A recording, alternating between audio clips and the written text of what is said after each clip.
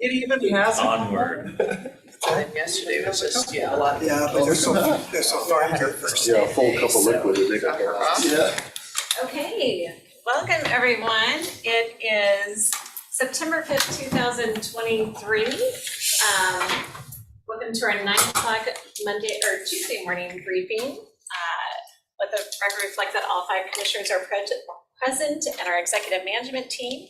And we have a full meeting, it looks like, agenda this morning. So we're going to go ahead and get started with your sheriff. I know this is under Sheriff Kevin Ritchie, but I'm not going to talk about this at all. This is about the helicopter grant award. And so Chief Ellis is here. He's the mastermind behind the air support unit. And so he's going to have the presentation and answer all the questions you have. Very good, thank you. All right. Welcome, Dave. Thank you. Good morning. Chief Dave Ellis, Spokane Valley Police Department, Under Sheriff of the Spokane County Sheriff's Office.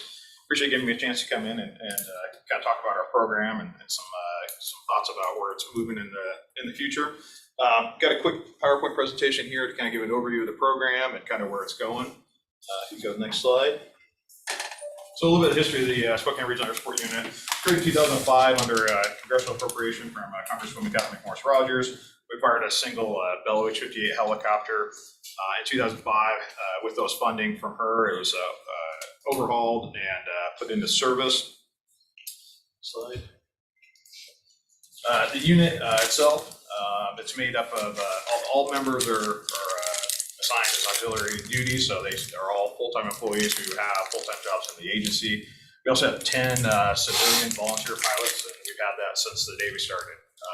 And they have been phenomenal for us. Getting calls at 2, 3 o'clock in the morning to come out and help out with their community has been huge. They're highly experienced pilots. They got military backgrounds, flight instruction, air medevac. We really could not do this program without them, and we're very fortunate. They've provided a very technical job for us for free for almost 20 years. We also have 10 tactical flight officers. Those are the law enforcement officers on board. We have 3 from Spokane Valley Police Department, 3 from Spokane County Sheriff's Office, 3 from Spokane Police Department, 1 from Liberty Lake. They're the ones that operate the thermal imaging system, the radios, all the law enforcement technology that's in the aircraft.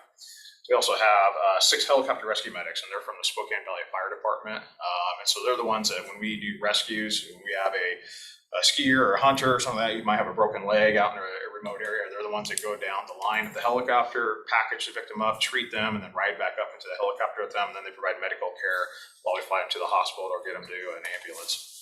Very fortunate to have that partnership with Spokane Valley Fire Department. Then we also have 3 part-time, what we call extra help mechanics. They average about 5 hours a week for us. So mission profiles, a lot of different things they do. Search and rescue is a big part of it. Just this weekend, they were busy rescuing 2 people, 2 hikers who become injured and needed evac'd out. So they do a lot of search and rescue, missing children, missing hikers, Alzheimer's patients, that kind of stuff. They assist out on patrol when we're doing fugitive apprehension, looking for suspects, vehicle pursuits, and we'll talk about pursuits here in just a little bit. It's a big part of what they do. Crime scene documentation. So when we have a large crime scene, they'll take the aerial video and photographs. They'll do a 3D rendering of it too. So that way when we go to court, we have the best evidence possible to be able to present it to the jurors and to the court. They assist with surveillance for our gang and drug units, fire suppression. We saw that big this last weekend or a couple weeks ago where they're doing aerial fire assessments. We had people who were being trapped, and they received numerous calls to come and help evac people. You guys have probably seen all the videos of how easily people are getting trapped. And then team transports. If we need to move our SWAT team into a remote area quickly, they're there. We're also with the medics on board. They are there to treat an officer that might get shot, rather than relying on a rural ambulance that have to drive them all the way from Blanchard, to Sacred Heart. If an officer is to be shot, they can quickly transport and have those helicopter rescue medics on board to treat them. Next slide, please. So you see just a quick little example of a lot of the successes they've done. A lot of rescues, a lot of saves of missing people, a lot of missing children. Just done some really good work. You go to the next slide, mission equipment. So it's equipped with thermal imaging, which is FLIR, forward-looking infrared. That's basically something that sees through the dark, detects temperature. The hotter an object is, the whiter it's going to show on the screen. Equipped with searchlight. It's got our CAD, or computer dispatch system, so they can type messages to the ground unit. They can see the calls that are coming in. One of the neat things, and we're very thankful for the map overlay system that you guys were able to help us with a few years back. It actually shows exactly on the ground the address of what it's looking at. So rather than having to kind of interpret and give an idea of where it is, especially in remote areas, you can, when that camera points right at it, it says, hey, you're at 123 First Street, which is extremely critical in pursuits and extremely critical in remote areas. All the crews are equipped with night vision goggles. One of the big things that is very helpful is video downlink and live streaming. So when we have major incidents, it will stream live to the command post and into the commander's cell phones. So you just click a link and you get live video as to what's occurring. So when you're dealing with a SWAT situation, a shooting situation, the fires, that kind of stuff, you can see real time what's going on rather than having to wait for a crew to interpret what they're seeing. You see exactly what's happening. It gives that real time situational awareness. Then it's also equipped with the rescue voice that we use for all of our rescues. Slide. So pursuits is one of the big things that the helicopter helps us out with. And as you guys know, in the last couple of years, there's been some severe pursuit restrictions that occurred. Now, if someone steals a vehicle, we can't pursue them. And the suspects know that. And so we've had numerous situations where now the suspects have gotten so brazen on it that they're pulling up an intersection in a stolen car, they're revving their engine, they're baiting us. They know that we can't chase them, and it's just very flagrant that there's nothing we can do about it. And they know that. So one of the things where the helicopter really comes into play to help us is allowing us to pursue through the air. And so what will happen is we'll have a patrol officer say, hey, I've got a stolen vehicle, or you just committed a burglary, did this. He's taken off on me. I can't chase him. The helicopter will come in, and the helicopter will actually go through and follow him. And they turn off all their lights. The suspect doesn't even know that he's being followed. And usually what will happen is in the first 4 or 5 minutes of a chase, they'll try and pull over, and they want to get away. They'll ditch the car and take off on foot. So what will happen is the helicopter will go and follow them, and they'll just be keeping an eye on them, and they do it very covertly. And they'll say, okay, he just pulled into an apartment complex, and they'll get all the patrol units in, they'll arrest him that way. You're going to see a video here in just a second that shows exactly that situation occurring.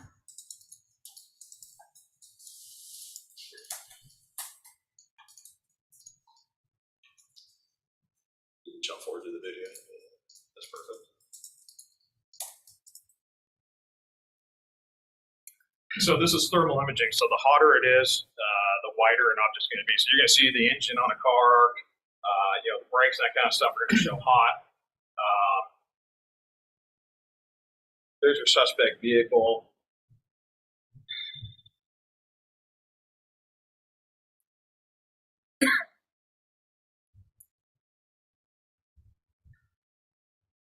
And we want to avoid pursuits as much as possible. They're dangerous for our officers, they're dangerous for citizens as well. So if we can have this situation where we can follow them, the speeds stay at a safe level, that's a win for us.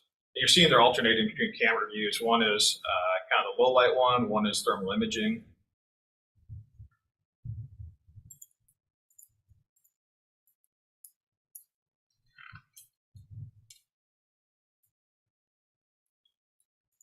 Is that an RV? It looks a lot bigger than. It's a big truck that's. Oh, Yeah, I think it's kind of a big, okay, yeah, okay. on it. Yeah, there we. I was gonna say it looked a lot bigger than the other stuff it was driving past. Yeah.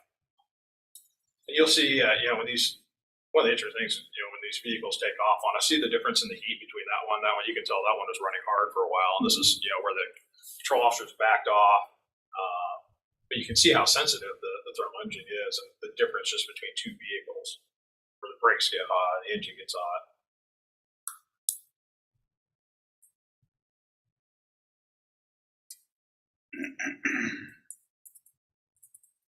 Jump forward a little bit.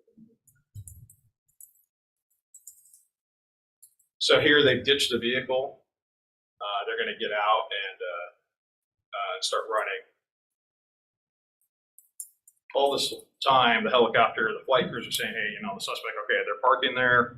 There's two suspects. They're getting out. They're going to go in this direction. and all the patrol cars coming in the area, just very covertly wanting them to go to ground here, to go to foot.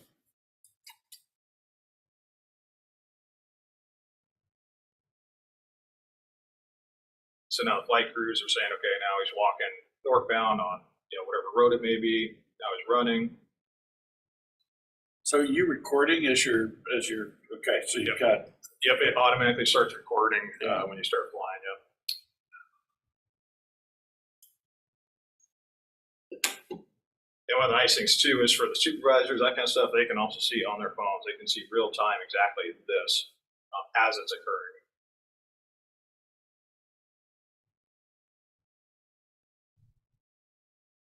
So now they've guided the first patrol car in.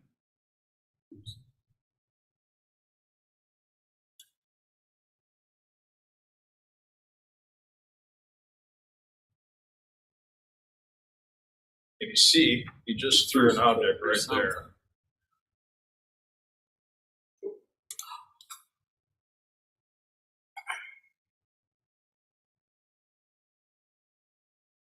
And so the great thing about this is it allowed us, number one, to hold the suspect accountable, and we did it without having to do a high-speed pursuit, keeping the community safe, keeping our officers safe. And as you've probably seen in the media, the Kia boys, all that scenario where we've got a large group that's going through and stealing an excessive amount of vehicles over and over, and they know that we can't chase them by vehicle. This is the tool that we have to be able to hold them accountable right now. so absent this tool, that individual would have been able to get away. Absolutely. Yep. We would not have been able to chase him.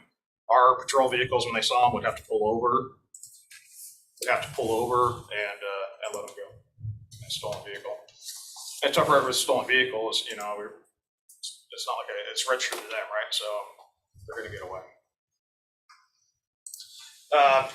Next slide kind of talks about our fleet right now. So there's 4 helicopters in the fleet. There's 2 Bell H-58s. Those are the smaller aircraft. Those are what we use for our patrol stuff. Those ones have the cameras and everything on it. Both of those were acquired through the military surplus program, the 1033 program. There's also 2 of the Bell Super Hueys. Those are different. Those are acquired under the GSA. The important distinction between them is 1033 aircraft have to go back to the military when you're done with them. You don't get to keep them. They go strictly back to the military. GSA aircraft, after you have them for 5 years, you own them. We are, as of last month, at the point where we own the 2 Super Hueys now. Next slide. So when we talk about threats to the unit, one of the biggest threats is that the 2 patrol aircraft are 53 years old, over half a century old. It is not modern technology. Significant safety issues into ages. It is old technology. Parts availability, since they're not making these types of aircraft anymore, is an issue. You have increased maintenance costs, and then also public use regulations because they are not certificated aircraft since they came from the military. That restricts cost reimbursement and also restricts who you can take up in the aircraft. Tragically, just last week down in Florida, there was a sheriff's office that had a helicopter crash, and they had been asking for multiple years to upgrade their aircraft to go into a more modern aircraft. That aircraft was 24 years old. Our aircraft are 53 years old. I think we've done a really good job of maintaining them, keeping them going. But they are coming up to the end of their life cycle. This summer, when we had the super hot days, they were grounded. They were unable to fly during those real hot peak days, just because of the heat, the excessive heat and everything. The other thing too is we've got some maintenance coming up on these aircraft for the next 3 years. Probably around $250,000 spread over the next 3 years for them to keep them alive. So that's where we're coming to talk about a new aircraft. And what we're looking at is our preference is a Bell 505. You can see a picture of it. It's basically the same family of the type of aircraft we have right now. Seats 5 people. It's a variant of, like I said, of the Bell H-58, which makes this going to be an easy transition for our volunteer pilots and for our mechanics. It does come with a 3-year factory warranty. And the high end of the quote is $3.3 million. Next slide. So when we talk about downsizing the fleet and modernizing it, we're talking about selling Rescue 4, which is one of the Bell Super Duties. We have an offer from Northwest Helicopters right now for $900,000 for it. We've cannibalized Air 2 for parts, shipped Air 1 into reserve status. Net result is we basically have one heavy helicopter, the Super Duty for our rescues, and we have one patrol aircraft for our pursuits, for our law enforcement side of it. Then we have 158 that we basically mothballed, put into reserve status. If any aircraft had any maintenance issues or anything like that. We talked about funding mechanisms. We're very fortunate that the Congresswoman Catherine Morris Rogers and you'll see this on the agenda coming up here shortly, procured for us $500,000 to go towards this project. We also have the proceeds from the sale of Rescue 4, as we mentioned, $900,000 offer from them. That leaves a delta that would be covered by a long-term municipal lease. You can see in your packet what those terms are and what that looks like. And those costs would be split in half with the city of Spokane Valley as well. It basically the amount, the delta of about 1.4, I think, 1.5. When you split it with city of Spokane Valley, annually it's about $100,000 per entity each year on a 10-year municipal lease to own on it. All the financial spreadsheets in there in your packet, as well as the Bell Textron municipal lease proposal. So that's kind of where we're at. Looking to see if you have any questions, if you have any thoughts. The couple of considerations is it's about a 18-month construction time for a new aircraft. Payments would not begin until 2025, so it'd be the next budget cycle. So we're looking to acquire it in January of 2025, and that's when the payments will start for it. Since it's the state legislature that's created the need to change how we police our streets, has there been any outreach to the legislature to say, hey, how about kicking in some dollars to accommodate this change in technique? Yeah, so Sheriff Knowles has had conversations with WASPIC and with multiple legislators here just recently to exactly to your point, to see if we can get something like that going and to illustrate, that you kind of put us in this position and now we're having to deal with it because it's a very good point. Before all these impacts, you can chase someone if they burglarize a home, if they stole a vehicle. And now we're at a point right now where suspects know they can get away with it. The word's out, and they have no hesitation to just flee. Yeah. And how many other counties in the state have helicopters? Because there isn't that many. Yeah, so helicopter equipped agencies in Washington State are Chelan County, King County, and Snohomish County. Pierce County has planes. Washington State Patrol has planes, and then obviously us too. Well, part of our challenge is that the county is so large and we're still struggling with getting fully manned. Right. That the only way you can make up that difference is with technology. Absolutely. And so we're an agency where we don't fly them all the time, but we try and find our peak times. So generally, we're based on our stats and our call volume, Thursday, Friday, Saturday nights, which we determine to be our peak time for our shootings, our chases, our stabbings, that kind of stuff. We saw a lot of you guys had an opportunity to come and to do the aerial fire assessment for the fires we just had. An hour after you guys completed that flight, we had a report of two people shooting each other at Boulder Beach. The helicopter was up on its patrol, found the suspect vehicle. It fled from them because of the shooting. That was one that they could chase. The helicopter was able to follow it, and they were able to take that suspect into custody within a couple of minutes. That's a perfect example of what it does and how it helps out. Is the 3.3 million equipped with all the technology you need, or is that just the helicopter and then you'd have to purchase and tack on everything on it? Yeah, no, that's everything. Okay.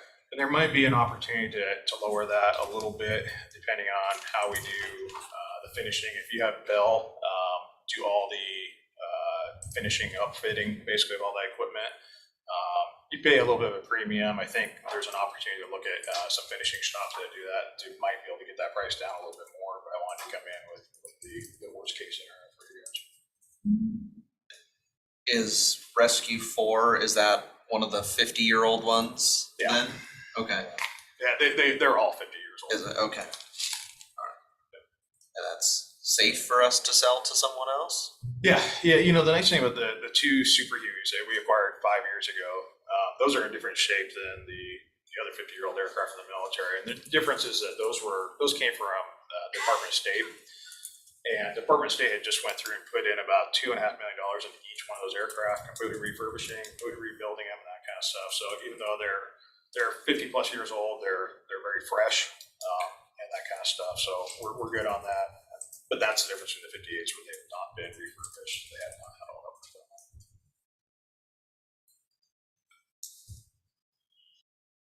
How do we feel about the sale price of 900,000 being a good price?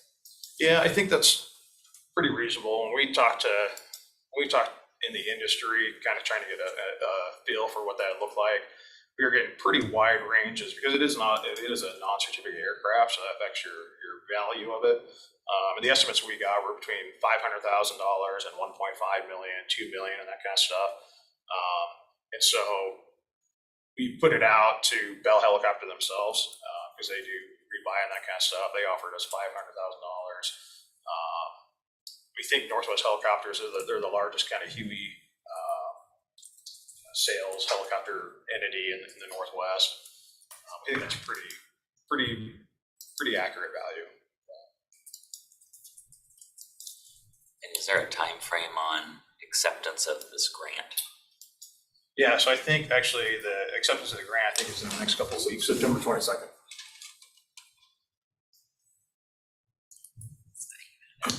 Yeah, a couple of questions, Chief. So walk us through the financing of this. If the purchase price estimated around 3.3, so there's a $500,000 grant pending acceptance by the commissioners. There'll be a surplus. I'm presuming we'll have to do an auction for the helicopter. Let's say it's estimated at 900,000. I'm not sure what the timing of that is. So kind of walk through the timing of how if this was approved, how the financing would actually work when the $500,000 come in, when you anticipate the surplus dollars to be available, what kind of deposit is required, how much for the helicopter, that sort of thing. Yeah, so I think what we're looking at is on the sale of Rescue 4s, Explorer, the Northwest Helicopter goes through the surplus process. That could probably happen. They're ready to pull the trigger on that. So we'd have the $900,000. We'd accept the $500,000 from Congresswoman Catherine Rogers' office. That gives us the 1.4. It still gives us a delta of about 1.6 million. We would enter into a letter of intent with Bell Helicopter to acquire the new aircraft. There is no deposit down on that. It's a roughly 16 to 18 month construction time. They think that they can get it to us in January 2025. Payments do not start until you take acceptance of it. So we'd be into the 2025 budget cycle. On the spreadsheet here, looks like the estimated amount for both the city of Spokane Valley and Spokane County would be roughly about $100,000 annually. And again, timeline would not start until January 2025. So the surplus, the sale of Rescue 4, the timing of that is not that you need to wait until the other helicopter's in. You anticipate selling that? Correct. Okay. Yep. And then do you know if is the 3.3 million, is that with sales tax or is that before sales tax? That's a good question. I think it was with sales tax, but I that's thought I saw it was sales tax. I believe it is. The financial breakdown, I believe I remember seeing the sales tax on it. I don't know. I just couldn't tell from the information. Yeah. I'll have to clarify that. I believe it is, but we will confirm that. Okay. And then is this delivered all painted, decaled, everything, or is that another expense on top? No, that's out the door. And so that back up there, you saw their proposed paint scheme. for it, and that would be part of it. So it is turnkey at that point. The only alternative is, as I mentioned, is if if we decided we wanted a finishing company, like there's a place called Hanger One in California, did it for like Sacramento PD and some of the other agencies above Bell 505s. The experience is that they can generally do it a little bit cheaper, but I wanted to give you the most conservative numbers possible. So I think what we would do is, pending approval from the board, is we would explore what those finance options or what the finishing options are, see if there is a way to recognize some savings. And then my last question was, had you also looked at anything of it as opposed to buying a new 505? Had you looked at buying a newer, used, I don't know what the availability of helicopters are of similar needs and whatnot? Yeah, no, that's a really good point, and that is something that we did look at. A couple of the challenges with that is the Bell 505 is their newest aircraft, and we want to stay in the Bell family because that's what our mechanics and our pilots, that kind of stuff did. So there's very few that are used that are out on the resale market. And even fewer that have all the law enforcement package and everything on it. Most of them aren't going to have the camera system and all the searchlight, those kind of things on it. We also explored other aircraft, other used ones and that kind of stuff. We really like this again, so we can see from the Bell family and our knowledge base. And we kind of found that this would probably be the most economical turbine engine helicopter to operate. And the other thing too is a 3-year warranty. We think that's going to offset some of our costs. This $100,000 annually probably going to be offset a little bit by not having to do any engine repairs or any of those kind of things that we would with the other aircraft. So the warranty is a big deal. Is Rescue 4, is there equipment on that you're taking off? No. Oh, you're leaving it all? There's no equipment on it, yeah. Oh, So there's not. the hoist is, Rescue 3 is kind of our workhorse, and it's for the heavy stuff, so. Okay, the so hoist there's is none of the cameras or anything, or It just are doesn't on the have one you're cameras selling? on Rescue 4, yeah. Okay. So if we did the financing and if we could get additional state funding, capital money type thing, or additional grants from congressional, can we get out of the financing sooner, or is it?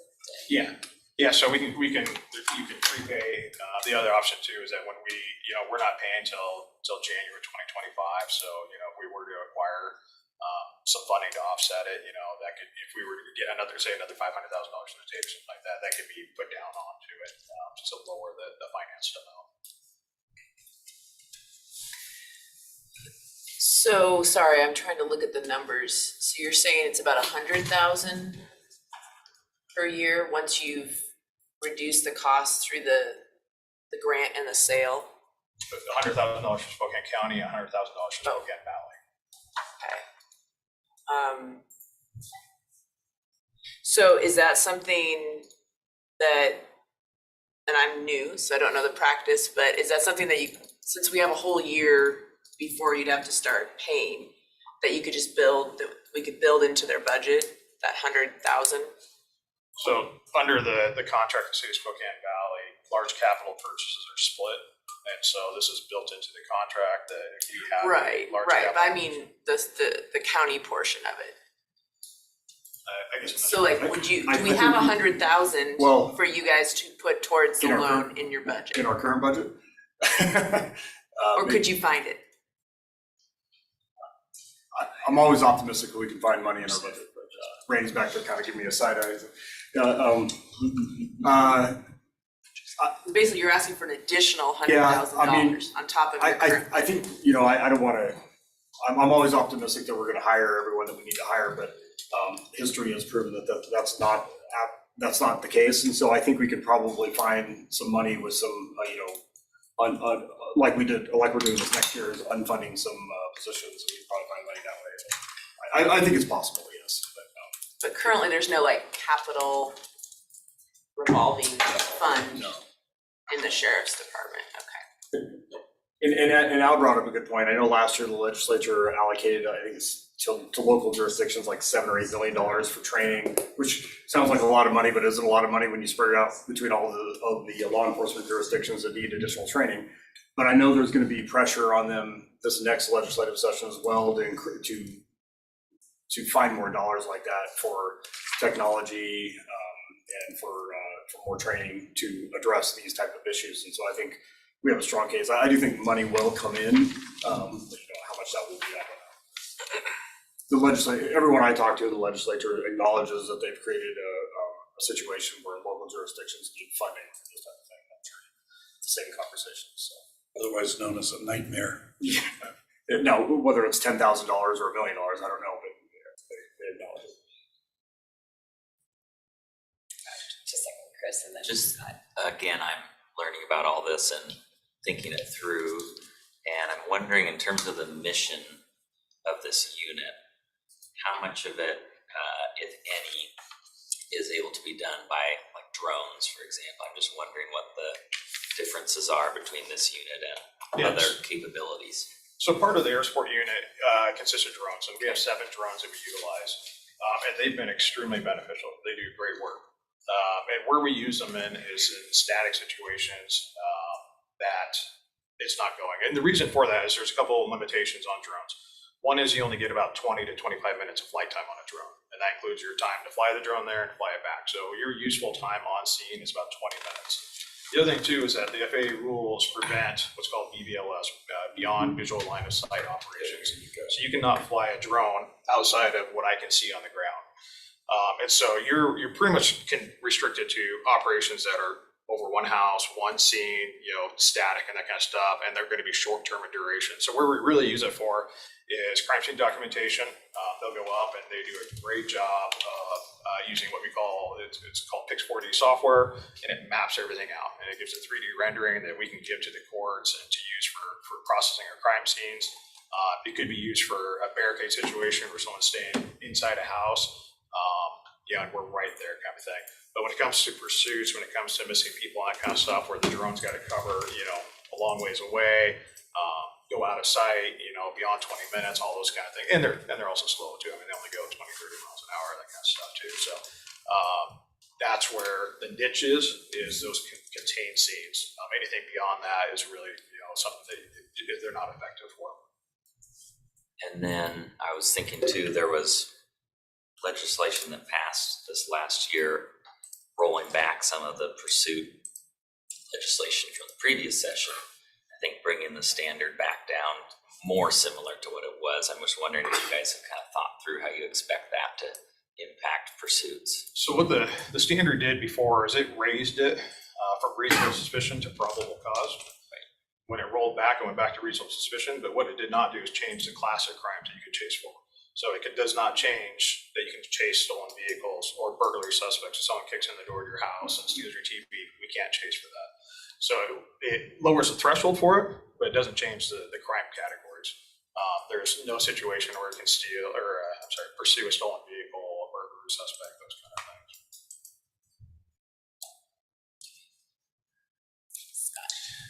How often do we provide support? Does the air support provide support for other jurisdictions and or other counties? On the patrol side, it's mostly inside Spokane County. We used to partner with Kootenai County, Coeur d'Alene. Kootenai County last year acquired their own helicopter, and so they have their own helicopter program, so we don't provide support generally for them anymore. We do have a very good partnership with Spokane PD and Liberty Lake, where they provide staff and funding for the program.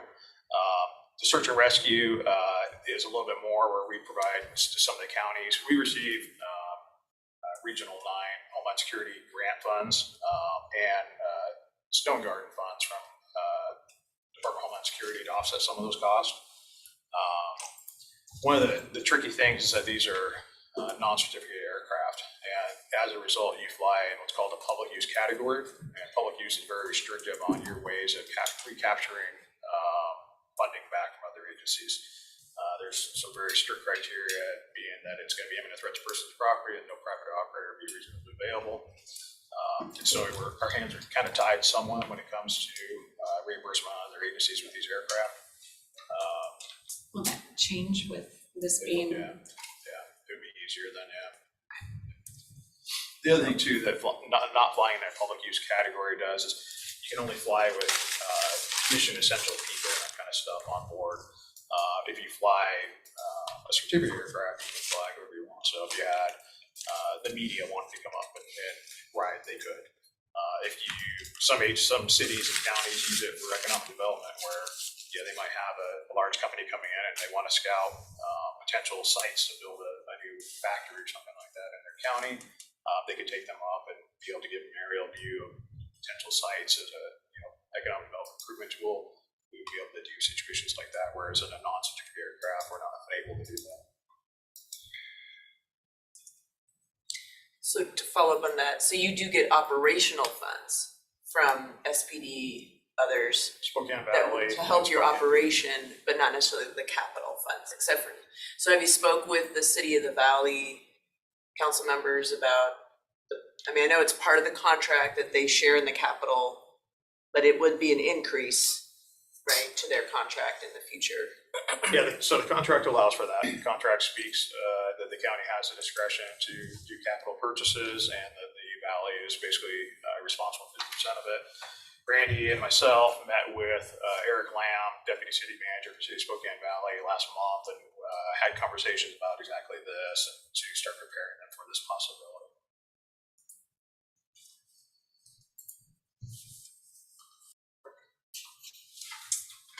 I would say that having us all out there to see the fleet and all that, definitely was kind of powerful, and seeing what you guys can do. So, so thank you for that. There was a Thanks for coming out. couple of benefits to that, So, so we have to decide today if we're going to accept the grant then from the Congressman's office. So we can, is it on? I believe it's on the agenda. It's actually the next item on the agenda. I think what we're looking for is to accept that and to allow us to sign a letter of intent with Bell to get in line to start the 18-month construction time. And I think, maybe one of the things we want to make sure we put on our legislative agenda to be requesting capital dollars. How the other commissioners, are you guys interested in seeking capital dollars from the state and the feds for an additional amount? I think that's, I think you can figure it out in your budget, but if we can get additional help, then that helps support it. And I think this is one of those capital needs that we can show the benefit to. So. Can you clarify the time frame? Why does it need to be today that we make a decision? Well, I think it's gonna be on a future agenda. To put it on okay, it. sorry, that's what you. Because we only have a couple weeks to accept it. So, The acceptance is due by the 22nd, so that's be the next couple of weeks. so it's kind of, they need the head nod that we're willing to move it forward. Because just the 22nd is, 2 Fridays. yes, so it'd have to be on either the 12th or the 19th.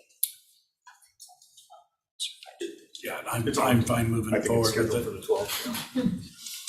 Yeah, I'm fine moving forward with it.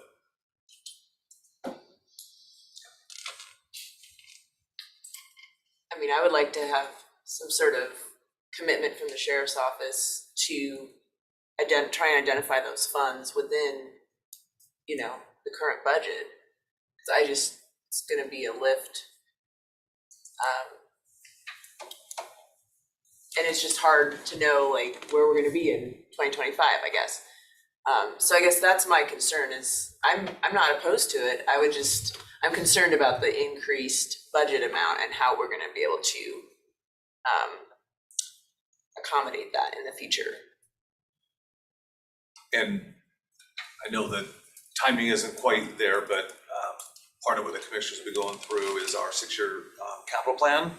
So it'll give a sense of what the needs are in the next couple of years, including the helicopter, where some funding sources might be available to start investing into the priorities that you've got. So I know this timing is that the grant acceptance has to come by the 22nd. I don't anticipate we're gonna get through our capital plan by the 22nd, but we'll be underway with it. I don't know, are there other high priorities for the sheriff's office? Is this the highest priority?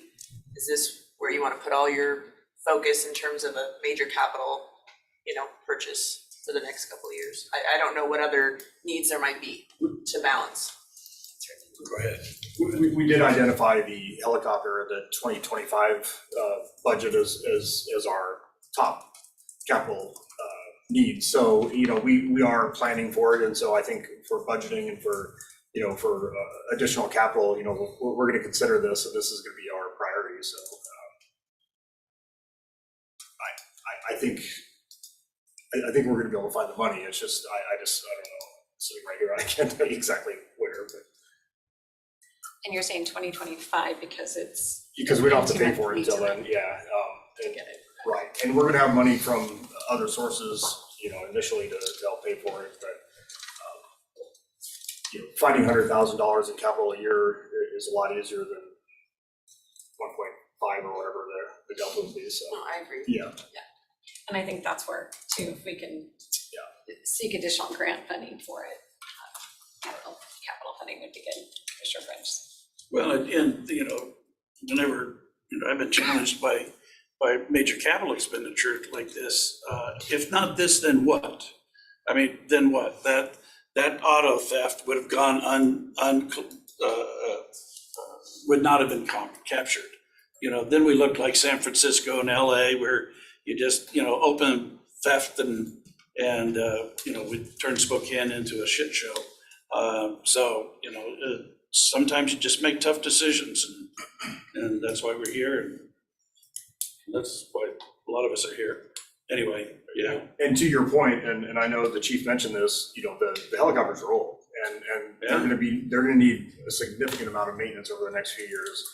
That is gonna be a cost, and they won't be able to fly unless we pay for it. So, it's either gonna go away or cost money anyway. And so this is a way to do it. I think a little more financially responsible, spread it out. Well, and the other part of it is you not only use it for crime prevention, crime pursuit of criminals, but you also use it for search and rescue. Again, without this, then what? Unless you got a good, then what, then this is the only option you have. And I believe, and I think the chief can attest to this, that it has saved lives. It has saved lives. Yeah. So that's the bottom line, right?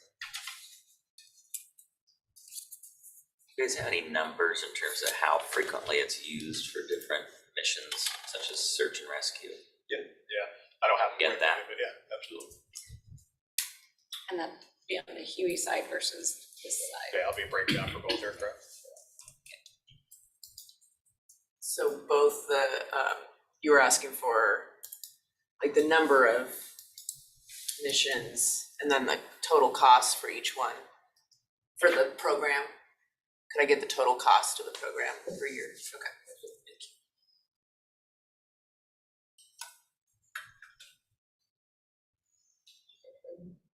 Okay to put it on so we can accept the grant? Yep,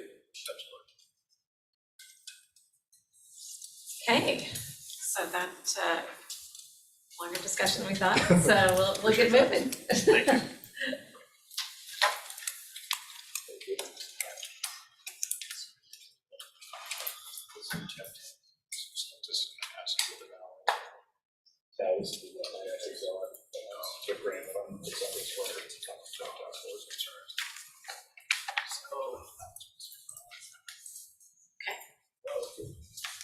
I'm ready, yeah. Okay. So this is our annual financial fraud identity theft task force funding from the state. This is just to accept the annual dollars, and there's a breakdown, I think, in your packet on what it pays for, but I have kind of a more simple thing right here. It's for the fiscal year 2024 or through 2025, it's about $312,000. And it essentially funds 50% salary for 2 of our Rig 9 analysts, 5% for a prosecutor, and 64% for another prosecutor. I'm not sure why it's built out that way. And then there's some training and some other indirects as well. And then there's about $10,000 that it funds for SPD for their involvement in the task force as well. But this is an annual thing. I asked Contessa how long this has been going on. She said since she's been here, so it's over 15 plus years that we've been accepting this money. It's, the Rig 9 analysts are pretty invaluable when it comes to investigating financial fraud, and there's an entire task force with all the regional jurisdictions, all the cities in the county that sit on the board. So it's a pretty important thing that we do. Questions? All right. See, that was easy. Good, that one was, yeah. I had to make up for the helicopter. Thank you. Thank you, appreciate it, thanks for your time. Appreciate it. Okay, so I just got a note that Tori Peterson has a 10 o'clock meeting, and so we're gonna move her next. And hi, Tori. Hi. Very good, we'll get you in now. Hey. Good to go? Yep, good to go. Okay, we're here to brief you on our DECA grant. It's the funding we received. It's 1.3 million and some change that goes to 5 different departments within the county to provide services for our civil kids, not under our criminal jurisdiction. Any questions on what we do with those funds? And you've been receiving this for a long time.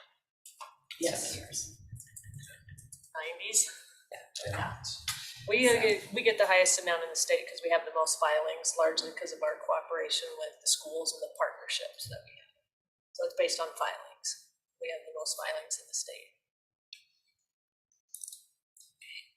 And I want to make, you guys all met Nick Lee last time, Teresa's replacement. I know, all kinds of new faces over there. I know. I'd like to talk about that, so Mr. Pratt. Any questions? Well, I've got a question for you, not Okay. about this one, but another related, because it came up last week and I've been a tour I was doing over Medical Lake and stuff. Right. Are you familiar with what Martin Hall is doing with regard to the relationship with ESD 101 and offering educational opportunities out in Martin Hall for those kids? Well, they should by law have to be providing educational. We have ESD 101 in our detention center Right, too. right. Yeah. But you don't know what the specifics are, what they're doing? Well, our principal is their principal. So, yeah, I could get with her. Would you like some information?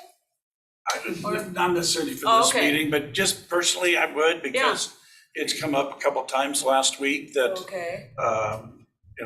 all the way from, God, I didn't know that place was still open, from a state legislator, very motivated about closing it, to Ooh. some other local electeds that are going, we would be happy to join you in closing that facility. So I know that that's been an effort that the county's been engaged in for a long time, and I just want to try and get myself up to speed since I'm not on that board. Thank you, Mr. Jordan. Sounds like it's getting interesting now, though. Well, Yeah. I want to put Mr. Jordan out of a committee meeting and stuff. And I know So he won't resist. Always thinking of me. I am, all the time. I wake up Saturday morning every time. I miss Mr. Jordan.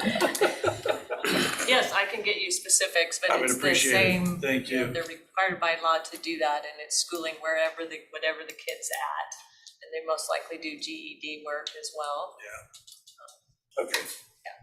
Yeah, 50,000 foot, I don't need to know the weeds. Okay. Just 50,000 foot. Yeah, Thank you. absolutely, I'll get that to you. Okay. All right, anything else? Thank you, Tori. Okay, thank you. Thank you. Okay, that's gonna take us back to Heather.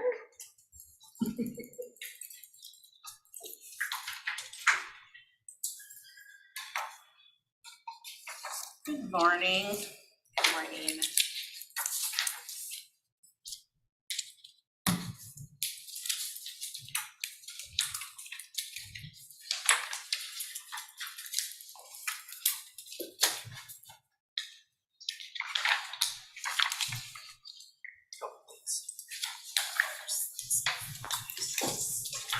So this morning, I just need to update you guys on our Justice Assistance Grant from the U.S. Department of Justice.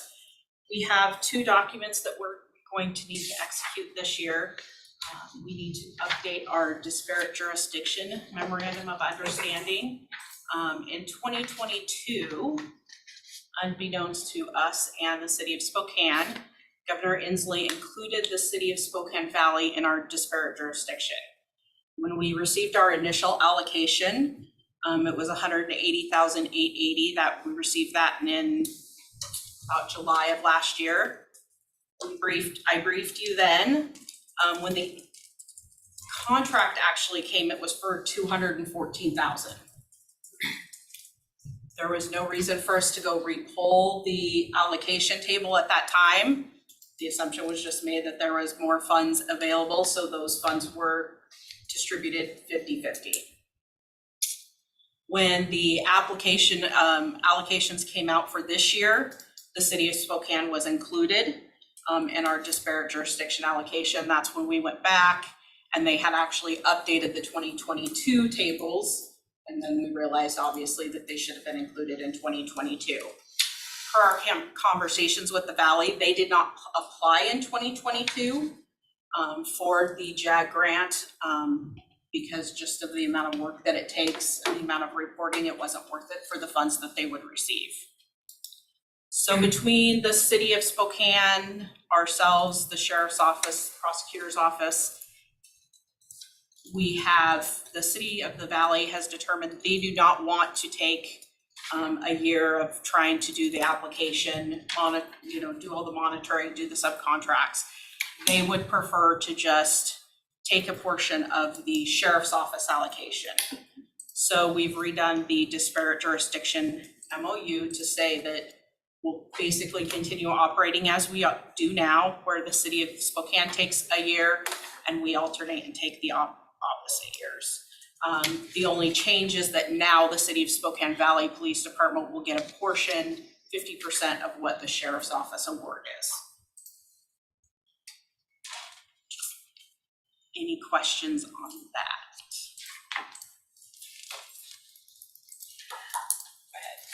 So instead of them having to be a grant applicant and monitoring, so basically you're just rolling it into the sheriff's contract Correct. and they're purchasing some things through that contract. Exactly. Okay. Well, that sounds like a good way to go.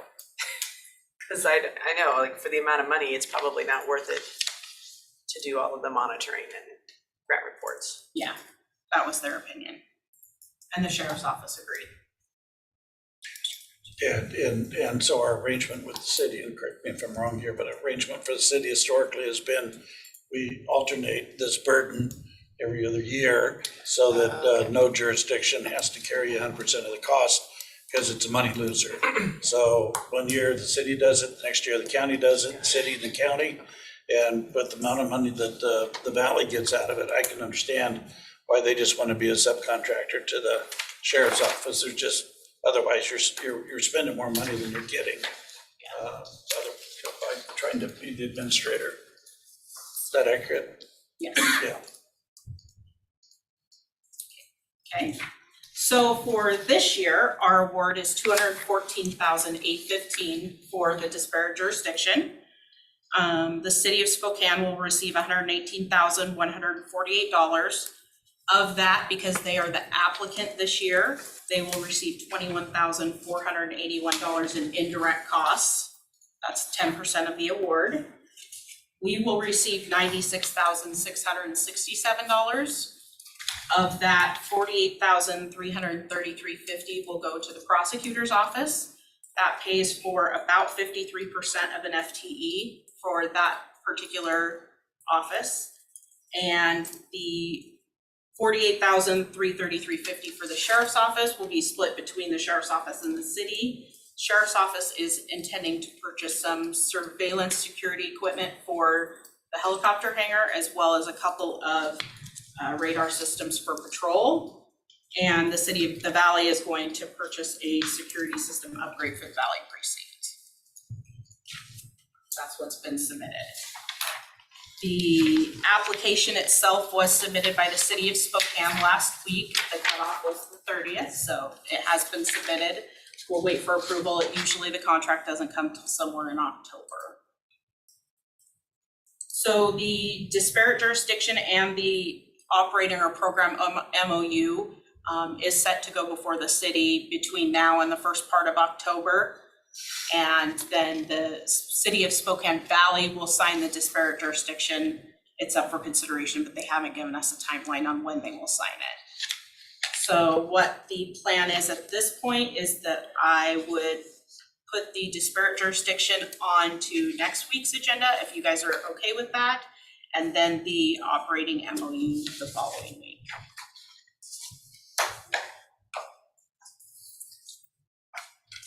Any other questions? All right. Thank you very much. Thank you. Nice. Gonna take us to Kyle.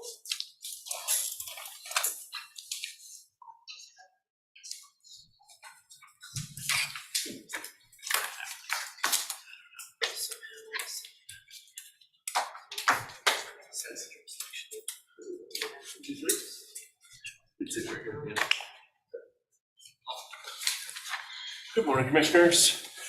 We have a few members here from our utility side of Public Works here to talk about some code changes that we are proposing to update various chapters. Sorry for the laundry list of numbers there.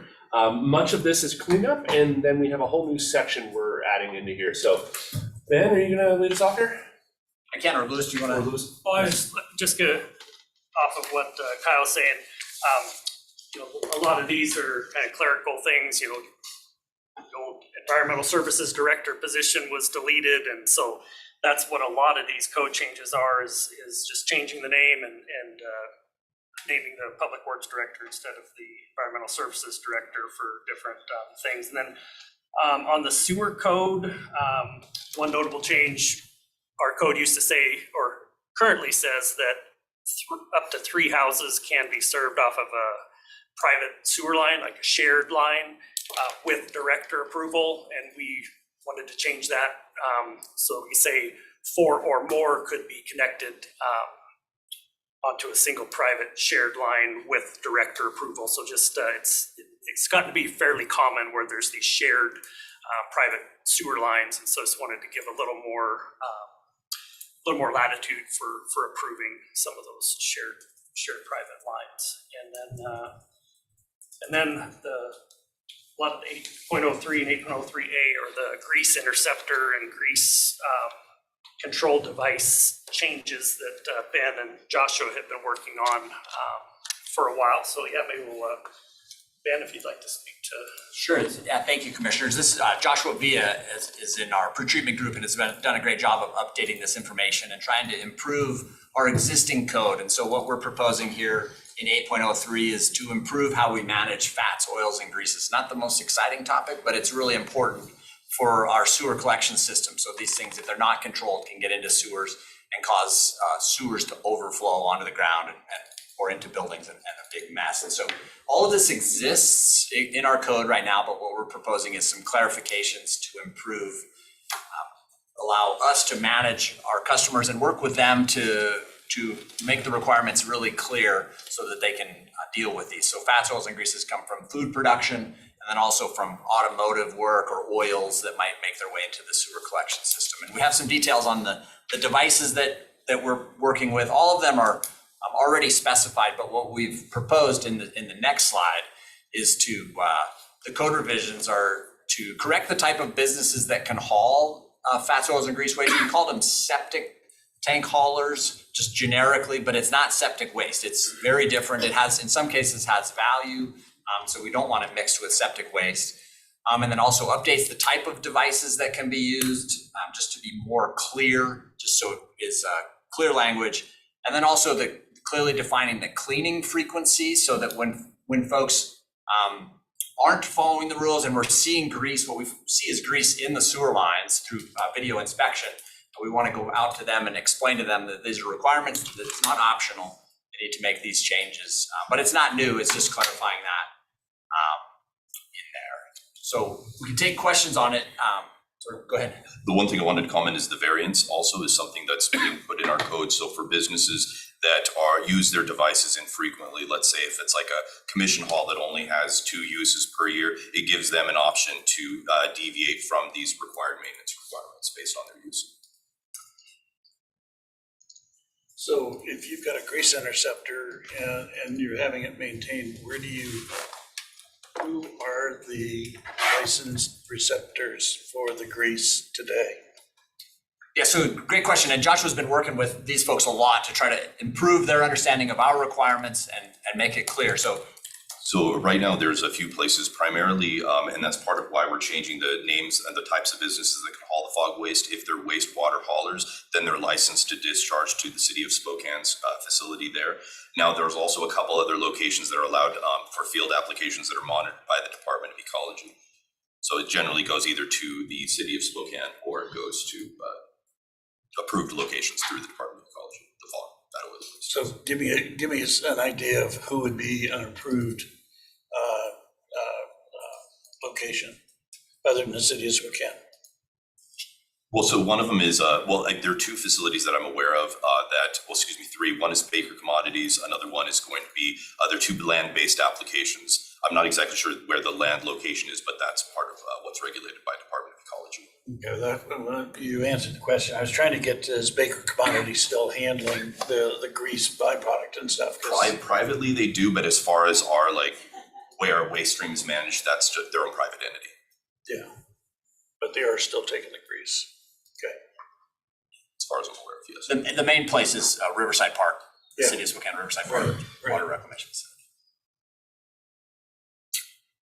And then the last slide, or the next slide, the last slide on this topic is just regional coordination. So Joshua's been working really closely with City of Spokane to update their code to mirror this, because our customers see this as don't necessarily need to understand the boundaries between the city of Spokane and Spokane County Sewer. So the city is in process to update their code. Spokane Valley, they don't own sewer, but and so no code changes, but we've been working quite a bit with their development review process. So when businesses come in, they can get this at the first step. They'll understand what the requirements are. Spokane Regional Health District coordinates on the food safety side. And then as we talked about, the septic and grease haulers have been getting information, concrete precast companies, and then other handouts to go to businesses so that they can learn about these changes. And then not even necessarily changes, just to focus on this to do what's already in code, do it better. That's the last slide on that topic.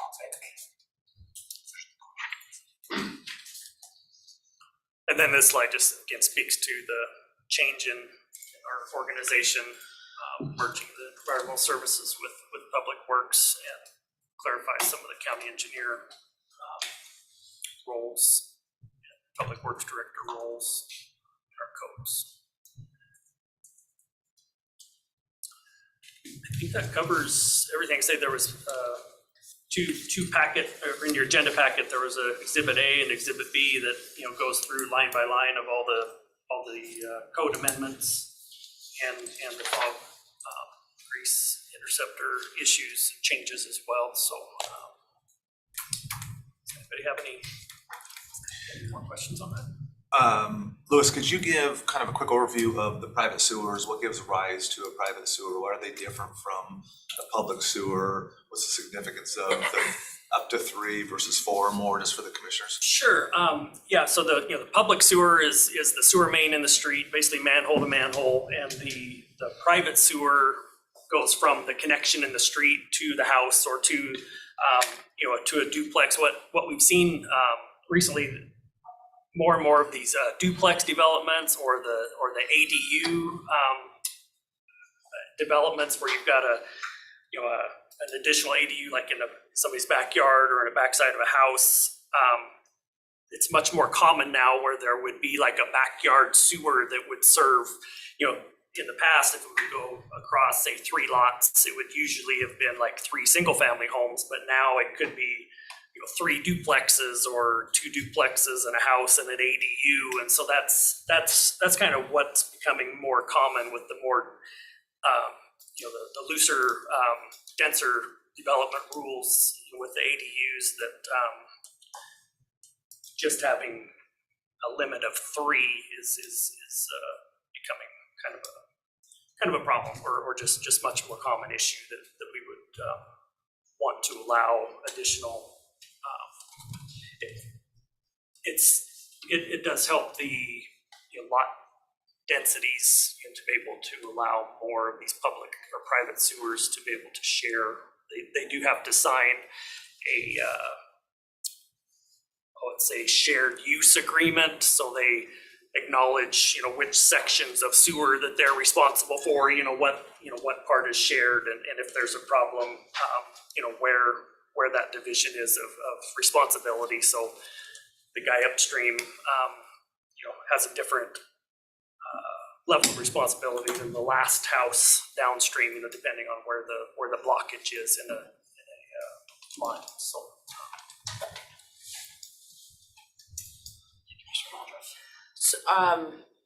are you finding that with more density and multiple units like that, that the main sewer line, so the public sewer line, are you finding that there's any issues with capacity? Or is it normally not maxing out the capacity to go into the public sewer line?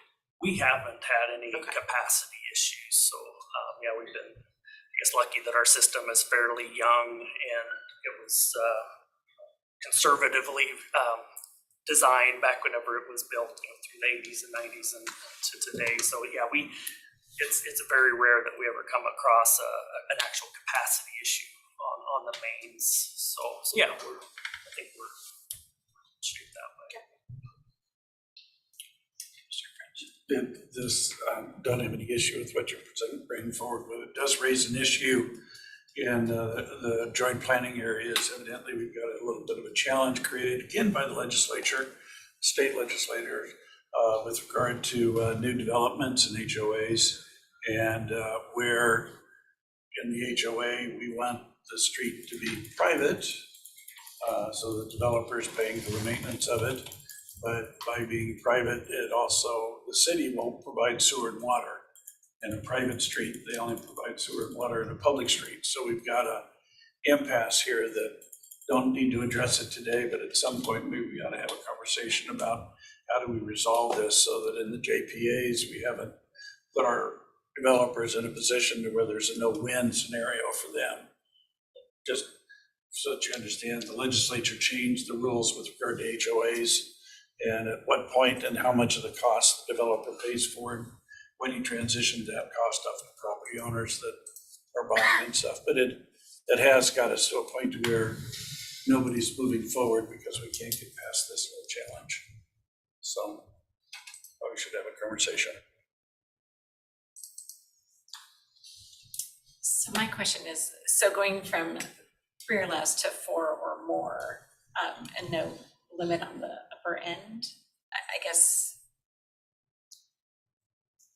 why choosing to have no limit versus, and if there was a limit, what's the option would just be you have to come back to Kyle, to Public Works Director. Anything over 4, the Public Works Director would have to approve.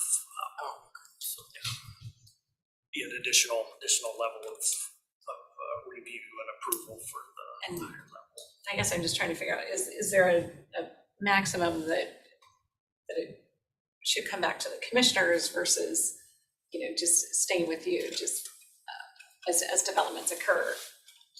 I don't think we've seen a ton of these larger ones, but how is this going to evolve with these ADUs and extra densities? There are some limits, obviously, once it's an actual platted development that goes through a large review process. I think there's just a little bit of uncertainty of where this goes. I don't know how many times we've seen that number get beyond 4 or 5. I don't think I don't remember approving any over 4. I mean, it's not a real common thing, but it is becoming more common with the ADU developments, the duplexes, just denser development. You could see that pretty quickly if you did a duplex, an ADU, a duplex, an ADU, and a duplex. I mean, you could theoretically get to 8 or 9. That's what historically would have just been 3 homes. So it's still serving, now it's 3 buildings with 3 outbuildings. So I guess part of it is not just not knowing exactly how far this is gonna go, so we're leaving ourselves out to the no, but certainly for whatever the board's comfortable with. Can I just clarify, so the PowerPoint says require director approval for more than 4 private properties to be served by a shared sewer line. So if it's 5 or more, it would require your approval under the proposed change. Okay. And the wastewater teams, certainly, even if it's only a few, they're still reviewing everything. It's just elevating it to my level for once we get that higher number, so we get that additional look at it. And presumably when a developer or a property owner is requesting multiple units to be connected to this private sewer, there's a sizing of the pipe that's looked at and evaluated, Lewis, just to make sure that it's going to be able to be big enough to serve all the units that are being connected to. Yes, sure. So that's kind of from Engineering. of a engineering risk management evaluation. They'll make sure it's sized appropriately.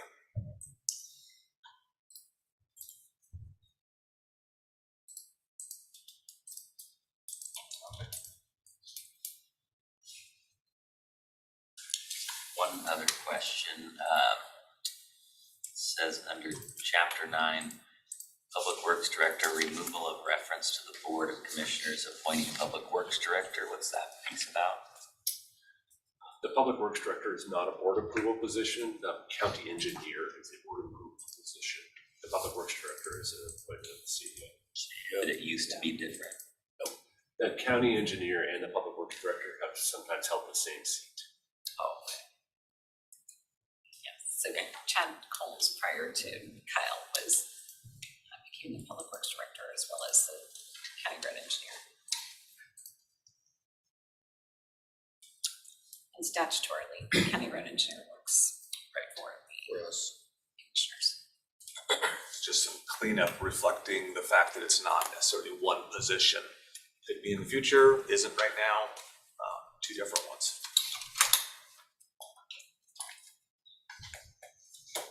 Any other questions?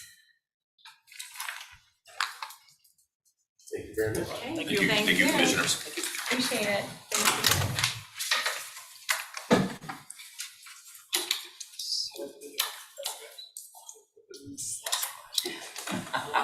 Sticker, I want tattoos.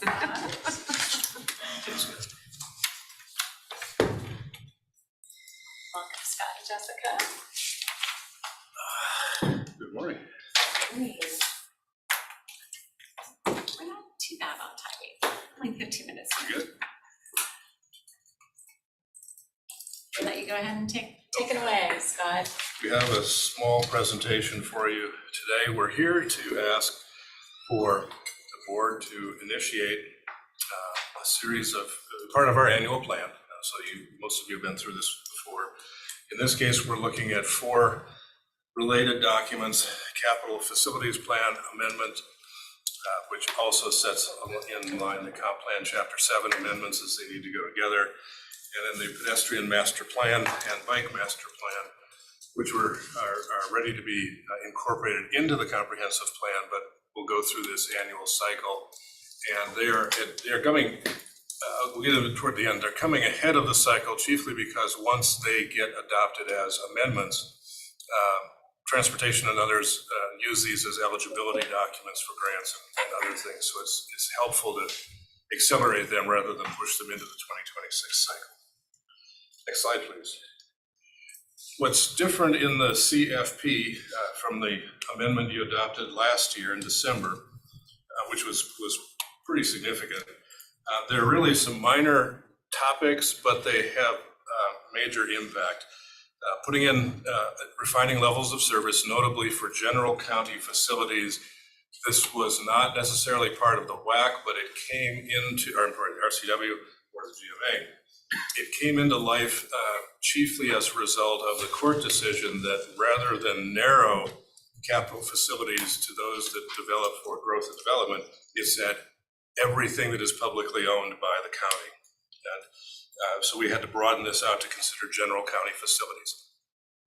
There's almost no practical impact on growth and development on how many courtrooms we have, but we had to put this in for this year.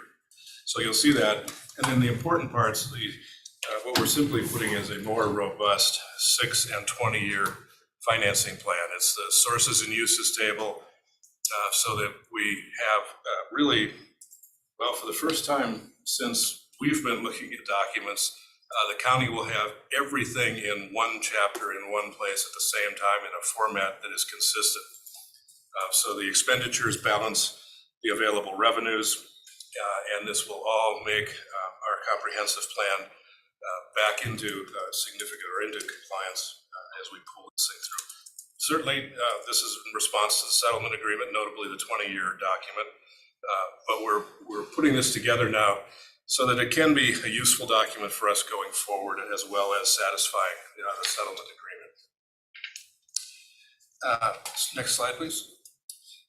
And then here was one of the changes, again, that did come out of the legislature last year, excuse me, with our partnering with King County, notably, that says while schools, fire,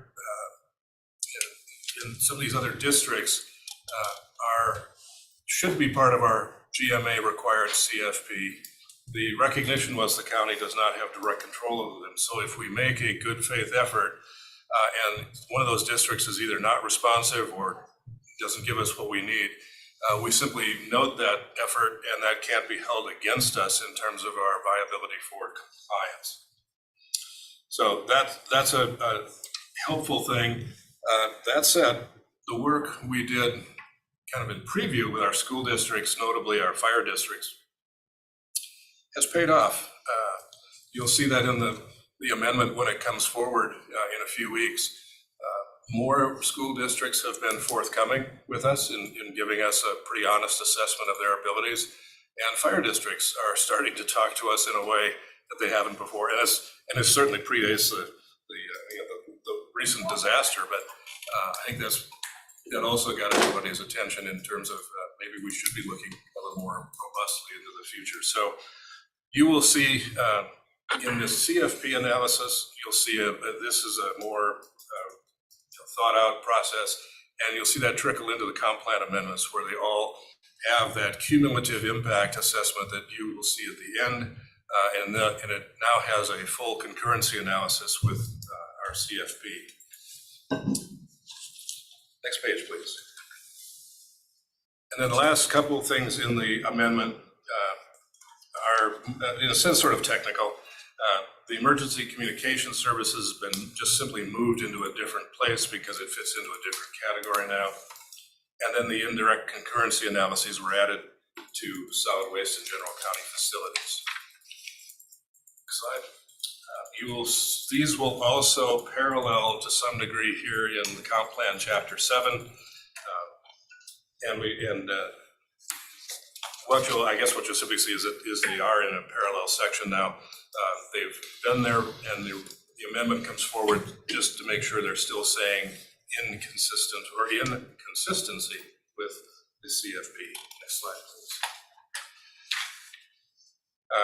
The pedestrian master plan, and you will, we're initiating it at this point. It's already under some work, and the analysis will come forward as we move forward. You can see the 3 major goals that have been put forward in that master plan.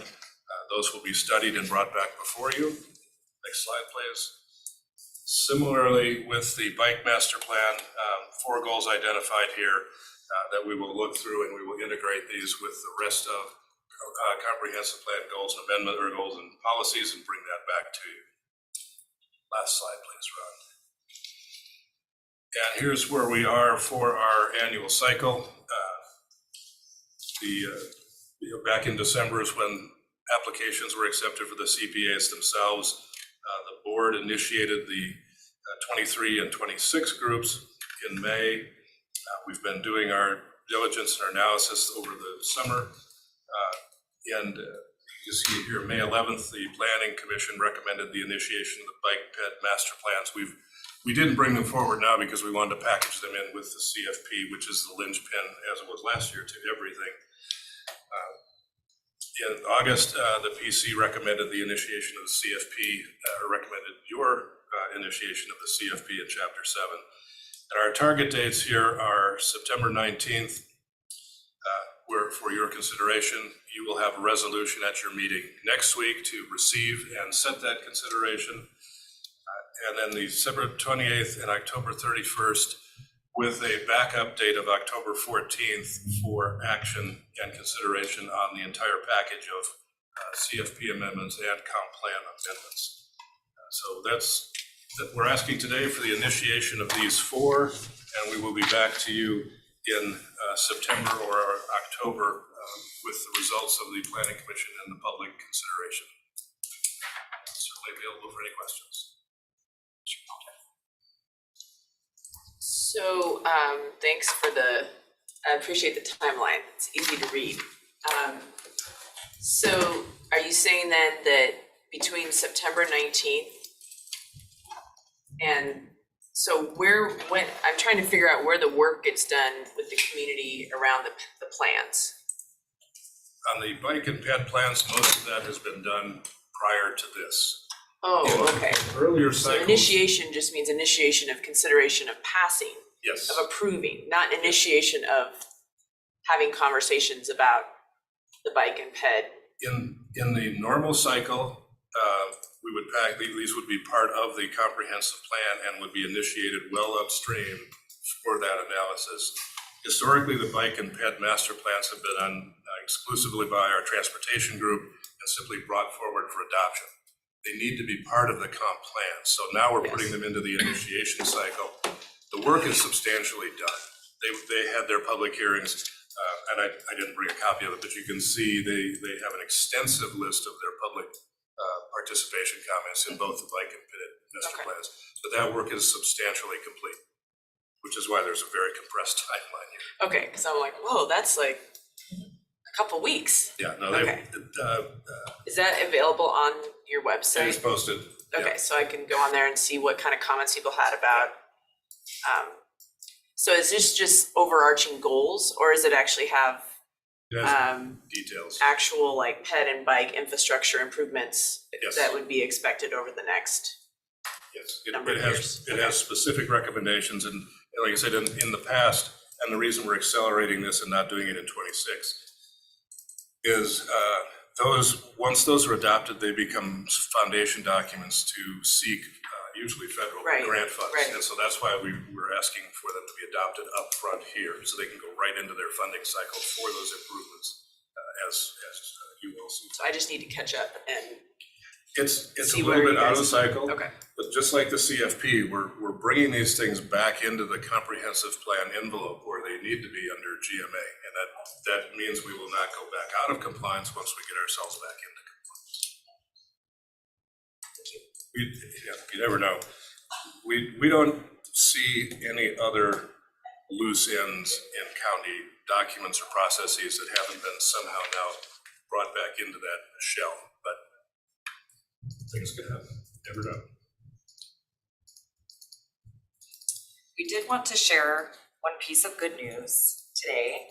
Hot off the presses this morning from Division 3 of the Court of Appeals, we won our McKee appeal. So the court, if you'll recall, that was the case where we had stipulated to dismissal with the 2 of the 3 remaining cases because they agreed that we had done what we agreed to do under the McKee mediation agreement, and the GMHB refused to dismiss it. So I appealed it to the Court of Appeals at your behest, and we won, and the court agreed with us and said that the GMHB did not have the authority to deny our dismissal, and they have remanded it with orders to dismiss 2 of the 3 remaining McKee cases, including the oldest 05 case. So that will leave us with 1 McKee case left to resolve, and the holding is broad enough, in my opinion, that I believe that notwithstanding that the WAC has been changed now, saying that you can't stipulate to dismiss after finding noncompliance, the court made it clear that the GMHB would have no authority if we stipulated to dismiss, the case would be moot. So regardless, they basically they'd be left without authority to hear it. So I think it's broad enough that we can still stipulate to dismiss notwithstanding the prohibition in the WAC. So it was great piece of news to hear this morning. So we'll go with that. I'm not sure if FutureWise plans to appeal or not at this point, but. And the party will be where? Roll up our sleeves and get back to work. Yeah, it doesn't stop the work from trudging forward, but it was good news that the mediation agreement that we all agreed that if we had met certain benchmarks that we could still dismiss and the GMHB could not stand in the way of that, so. Great. Okay, go ahead. Just to clarify, so the planning commission took a vote on what you're now bringing forward to recommend initiation? Yes. Okay, and I assume everybody's good with that on planning commission? Great. Yes. And then have we, I guess I should talk about that, are we almost done?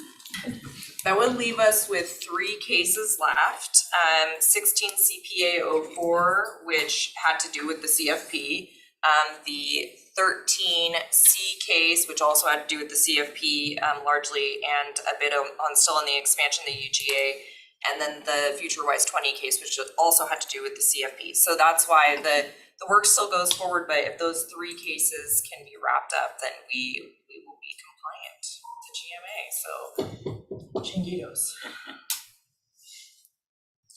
And so with the progress you've made with the fire districts, some of the fire districts and some of the school districts, that gives you hope that if they can contribute to the CFP for the county, that should get us to a point to where we can come into compliance, or are there other elements that we are still working on? And is of the other elements we're still working on, is there anything you need from us to help get us across the finish line? So I think the 6 and 20-year plans were another huge piece that FutureWise was looking for in the McKee mediation group, and we did circulate all of that personally to all of those that group, all of the documents we had worked on, and did request their early comments on it. We've not received anything back, and they promised us by the end of August, so we'll ping them again. But I think we're extremely hopeful that we've done everything that was asked of us, and then some. So if there's any feedback from those groups, we'll come back to you and let you know what the thoughts are. But that's kind of the hope is we initiate this, incorporate anything left from those groups or the public generally before coming back to you for the final approval. But that's the hope, is that we're doing everything we've been asked to do, and that brings us to the compliance. There's really two elements that are important here. One is the legal part of what's going on, and as Jessica said, there's that part that's been helpful. Also now in the GMA is the escape clause that says if we do our best to, you don't get held to account. But in my opinion, more importantly, we have opened that dialogue with partners that are really critical for our 26 plan, for our ultimate planning. If we can keep if we can keep building that momentum for fire districts, school districts, water districts to be upfront in their planning cycle, then they're not having to react to these annual plan amendments on a Band-Aid basis. And we can legitimately look at planning our area, knowing where we've got water capacity, where we've got where schools are able to grow and handle students. So from a pure conversation perspective, it's really rewarding to have them coming back to the table. And it also happens to fill a legal need that's really important for us. So like I said, you will have a resolution to receive the Planning Commission's recommendations on your agenda next week, with the anticipation of your consideration to initiate these 4 documents on the 19th. Terrific. Thank you. Thank you.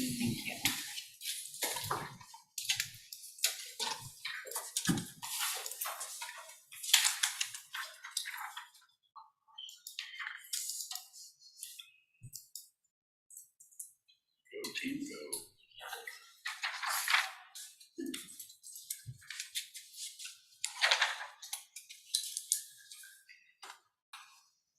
So what's behind me? Have we adopted an agenda for the Friday or not? I can't remember whether we did it or not. I know we had it down to 2 items, but I thought we were, We talked about it last week, yeah. and then we might talk about it today on the Zoom. Because I asked for it, you want me to Add send it to you? fire to And fire. Other than the kind of this. Community conversation on fires. Oh, Oh, okay. I was looking for something from Jessica, but Sure. GSAM.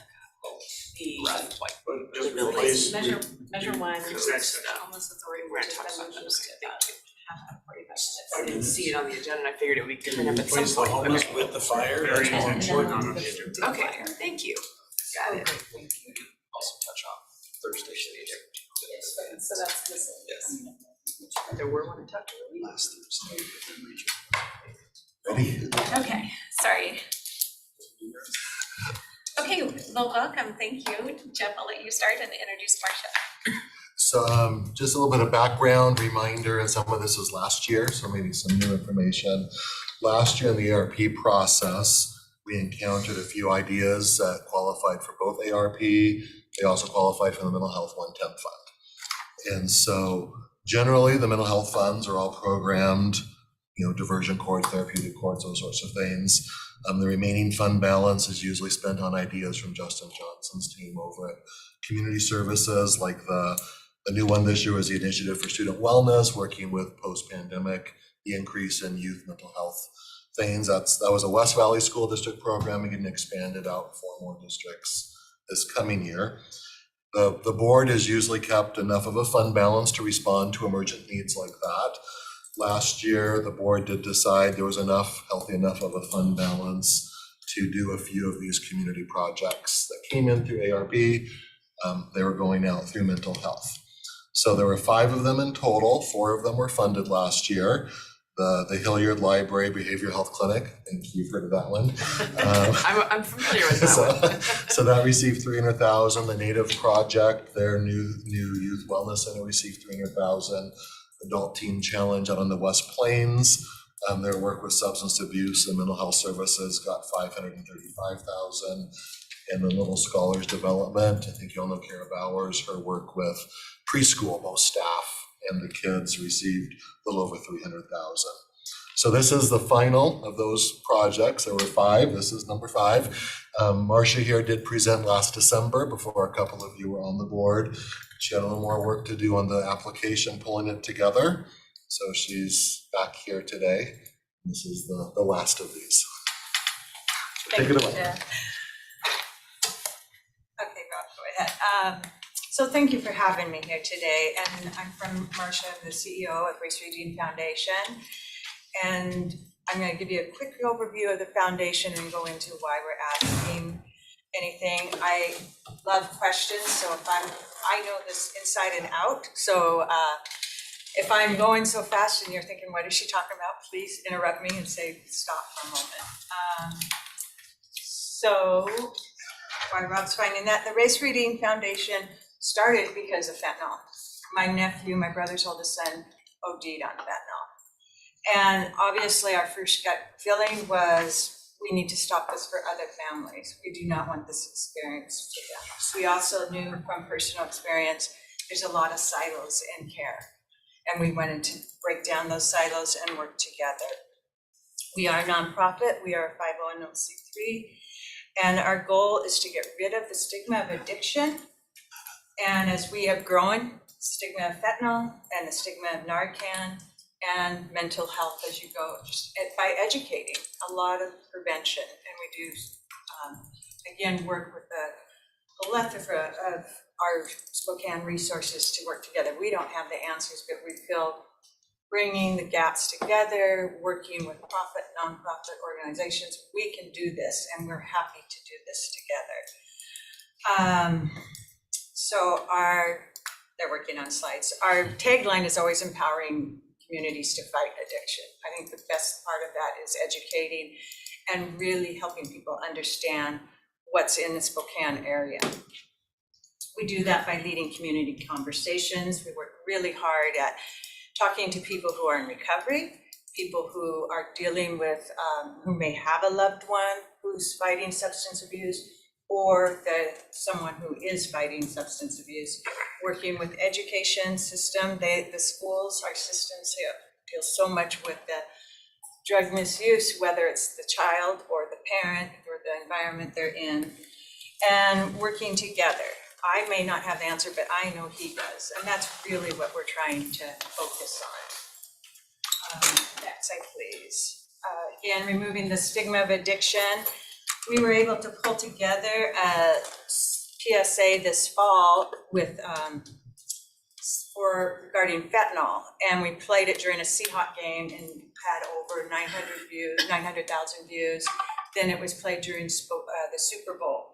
And the point was, fentanyl's dark, we need to put a light on it. We're not saying, you know, it's your problem or law enforcement or community, we need to work together. And it was bringing the information of what fentanyl is, it's in our community, let's work together. And that was just a really quick way to get people's awareness about fentanyl in our society and start moving forward. Next slide, please. I mentioned community conversations. We really do work hard at listening to our community members and finding out how we can get rid of the barriers in every area to have a healthy community. So, next slide. This throws everyone off, so I just put it up here. One of our events is we do a race every year. My brother's, if you're a motorhead, you get this. But if not, don't worry, it's just, that's his community. I bring this up in two things. We get to go out to a different state every year and really talk about addiction and listen to people and hear their concerns, which helps us grow our program better. We never ask for money in these. It's to be educating about addiction, fentanyl, finding resources. Our first year we did it without any solicitation, we earned $4,000. People just donated. I had it stuffed in my pockets because I wasn't prepared for people to just say, here's money. This year we were in Wisconsin. They donated $26,000. We never asked, but that's because they believe in what we're doing and they know we're serious. We want to get you talking about this disease. It's not a stigma. We all know that often the stigma keeps people from receiving the help they need. Next slide. Again, if you're not a motorhead, Tony Stewart's wife, Leah Pruitt, is a drag racer.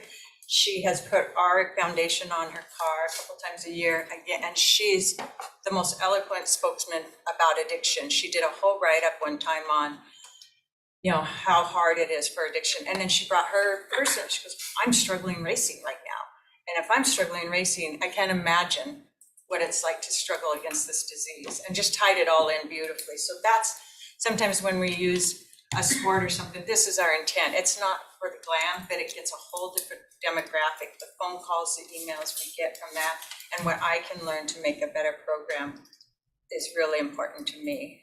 Next slide. We always, once a year, do the holiday concert. Race loved music. He composed his own music and whatnot. So we just have a concert just for an evening of fun. No agenda, we match the ticket sales, the foundation does, and find a like-minded organization in Spokane and donate that money to them, which is usually around $4,000 or $5,000. So, and then a really special program that we've been growing slowly because it's just that tender. I want to do it so right and make it grow really well in a community, is working with Eastern Washington University and a mentorship for music. So we have Eastern Washington students come in for after school teaching music. The foundation's provided instruments. We're trying to break that cycle and give them some other ideas of, instead of surviving, they can strive.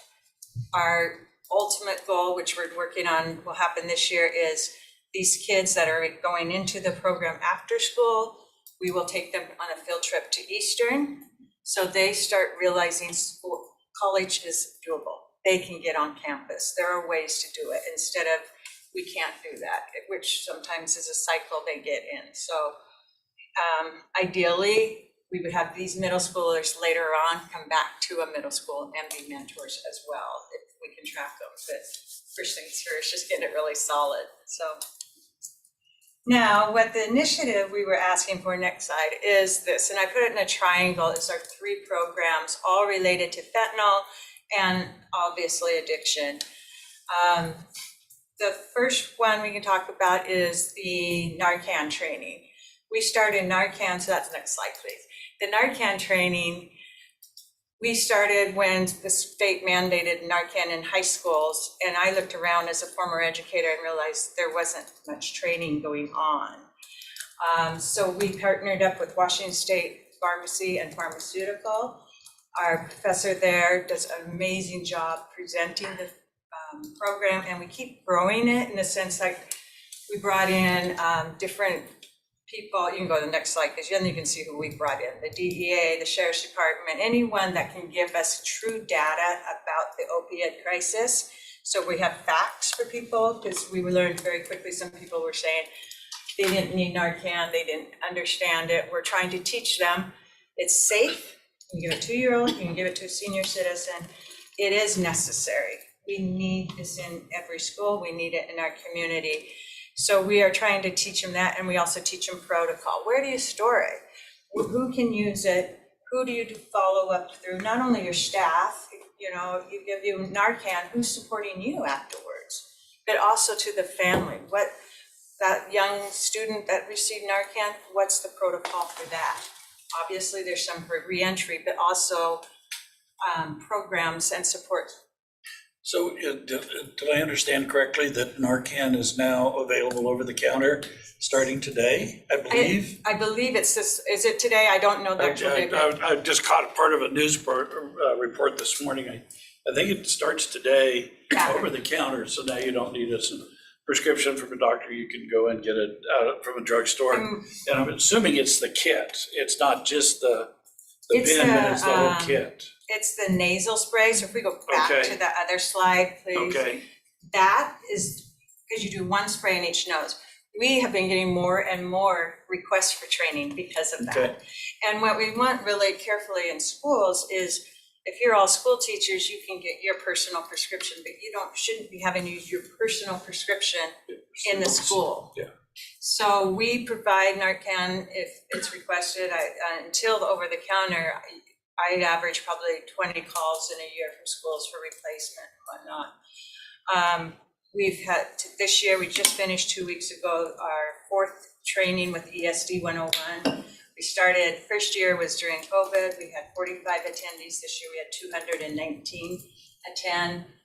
We are getting requests into local businesses, any program, because it's great to have it, but there's some things you should really learn. You can go on videos, but we, tailor each training to the people we are training to. So if it's nurses, we can take it to another level. If it's a bunch of, we are going into a business that installs glass, we'll make sure they really understand what's it like, finding the overdose, knowing what to do first call 911. But you may have to do multiple doses.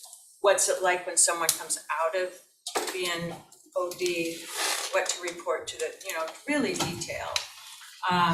All of that training is free.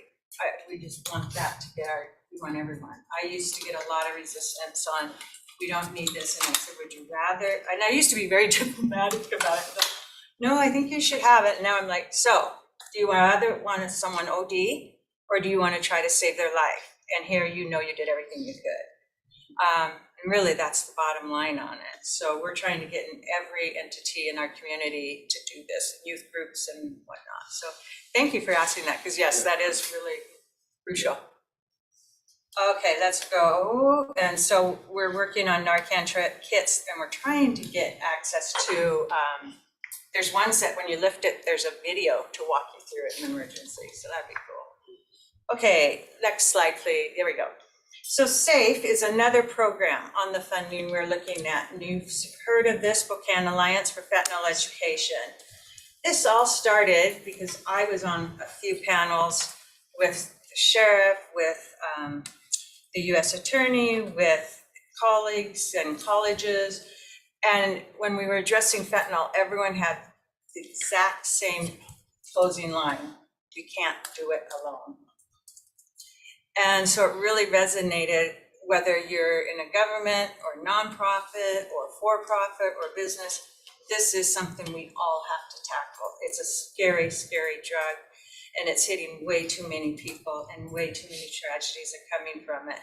So we brought this together, Alliance, we started in November of 21. By May of 22, we had a leadership summit.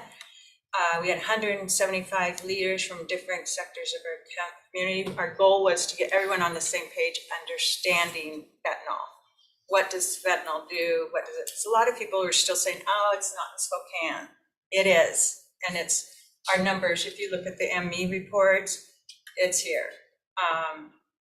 And then we took each group and broke them into smaller groups and asked our leaders, what do we need to do as an alliance? What can we be doing for our community?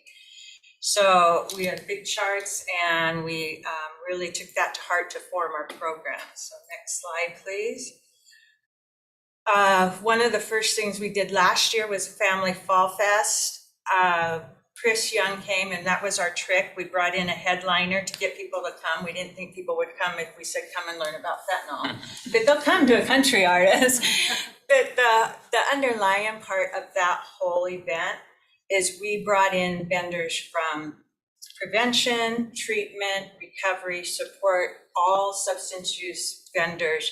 And they all were in the clock tower. We mixed them up, and there was twofold goal of that. We wanted community members to walk around and feel comfortable talking to a treatment center, because we all have someone we might think may need that sometime, but that's the stigma again. Or be aware, learn about treatment. And there was law enforcement there. And then the other part of that, which was really heartwarming to me, was all those resources had the opportunity to network together. And through the day, they were there for 3 hours. They were talking. So you heard the prevention talking to the treatment. You saw the recovery talking to law enforcement, vice versa.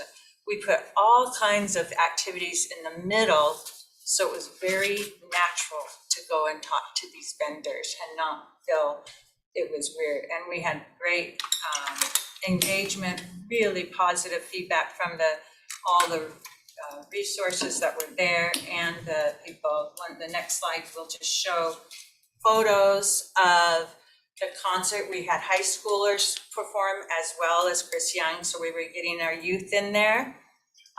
And our point in that is we wanted them feeling they were empowered. The top right slide is Newport High School talking about why they helped that day. Why was it important to address fentanyl? Because they had lost a student up there.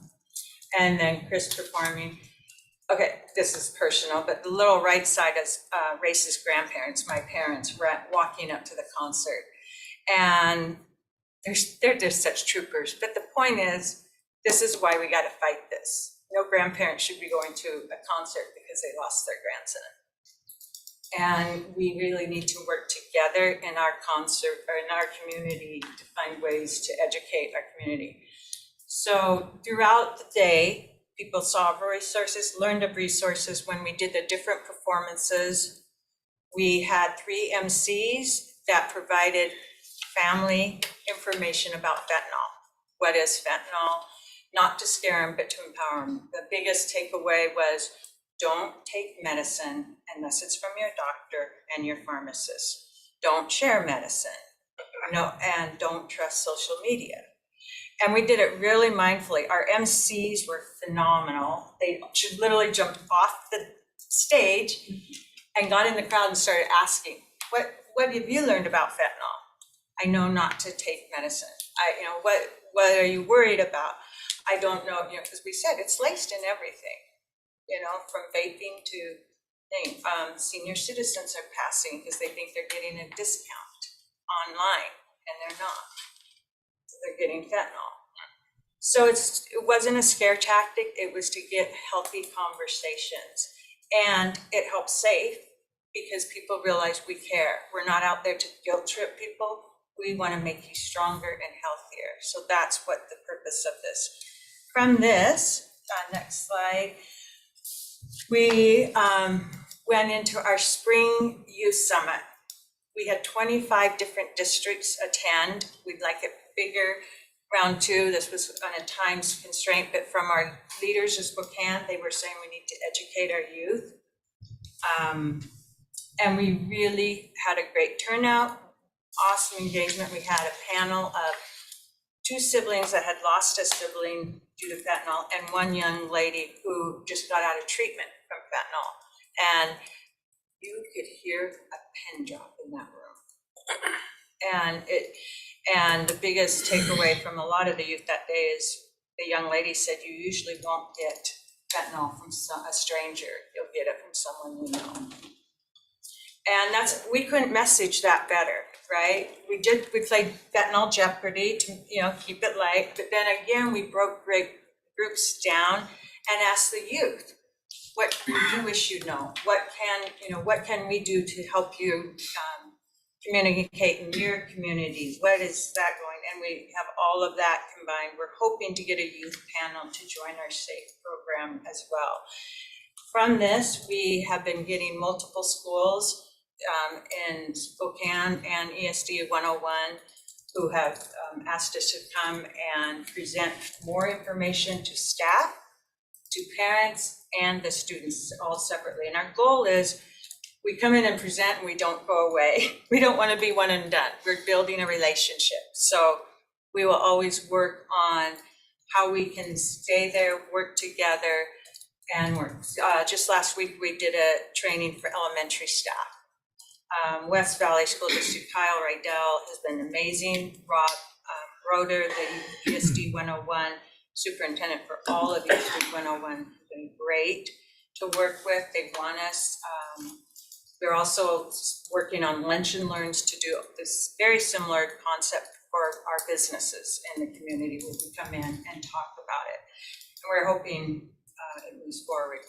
The best part of the youth summit was we had the media come and they said, who do we interview? I said, anyone but an adult.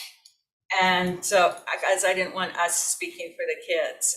And the final line, the kids they asked great questions. I can send you the link if you'd like it. The last young lady they interviewed, she goes, I learned so much today. I learned I need to know where my medicine's from. I need to talk to my mom about this. That's what we want, folks. We want that family dialogue.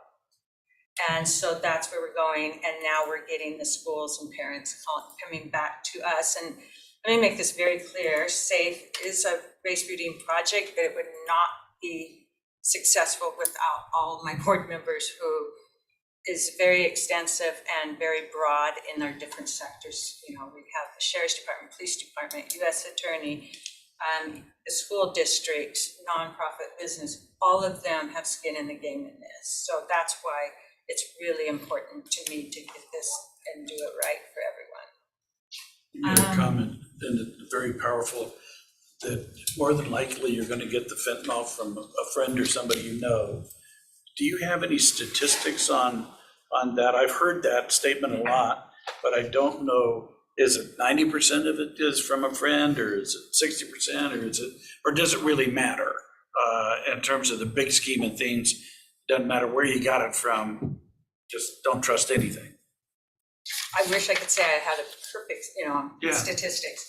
Statistics are really hard with youth. So to my knowledge, I don't have a hard number of that. When we were presenting at the elementary, I wanted to give them statistics of just fentanyl in an elementary. Nothing. I mean, nothing.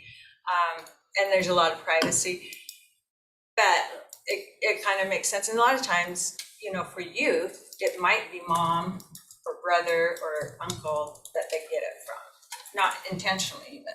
So I think that's something really to keep in mind.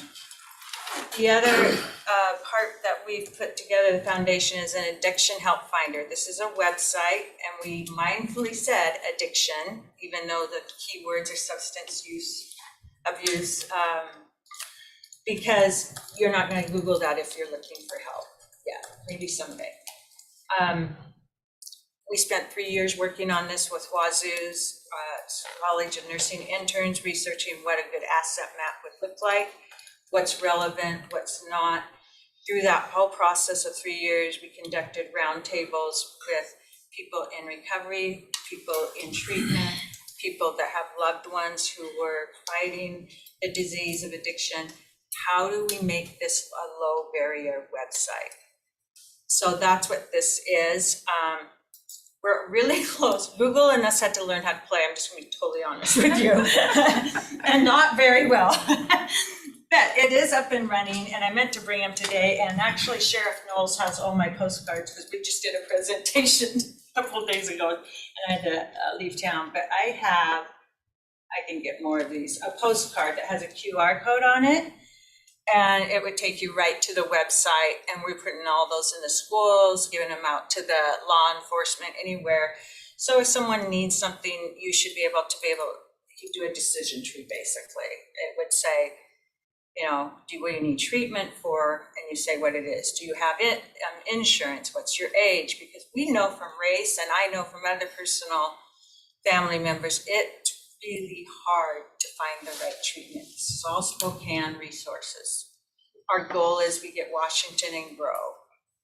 It's a high maintenance website because things change so quickly. And the last thing I want is someone to get there and find that place they thought matched has closed down or no longer. So that is a huge part, just to keep that updated. My favorite part about this website is through our roundtables, I can't take any credit, is I thought we were all done, and I asked the team, I said, what are we missing? I was ready to launch it. And one young lady said, hope.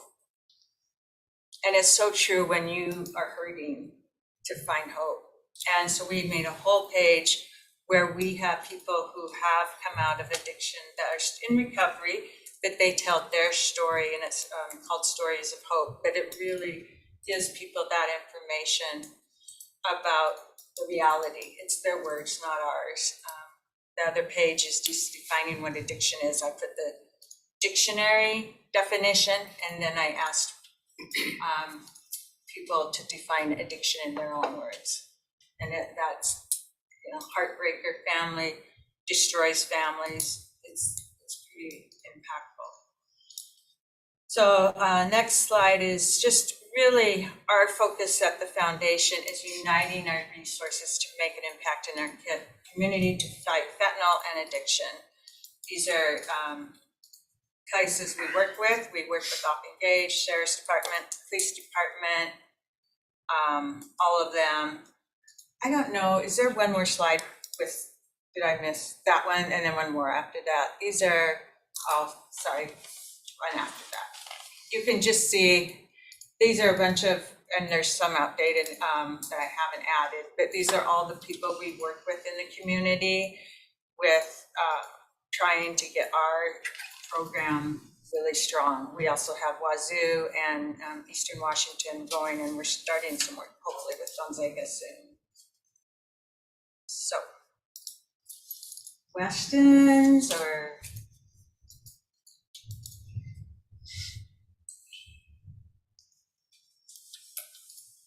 And Jeff had put the packet in you, the thing, so you see what we're asking for funding.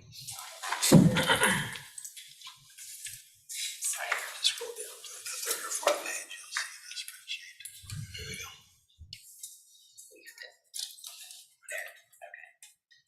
Because I guess, you know, so that's giving us all the, what you guys do and all of that. And then now to talk about what the request is from the board. So hopefully it's kind of small, I think we have it. I'm gonna put mine that I can see closer.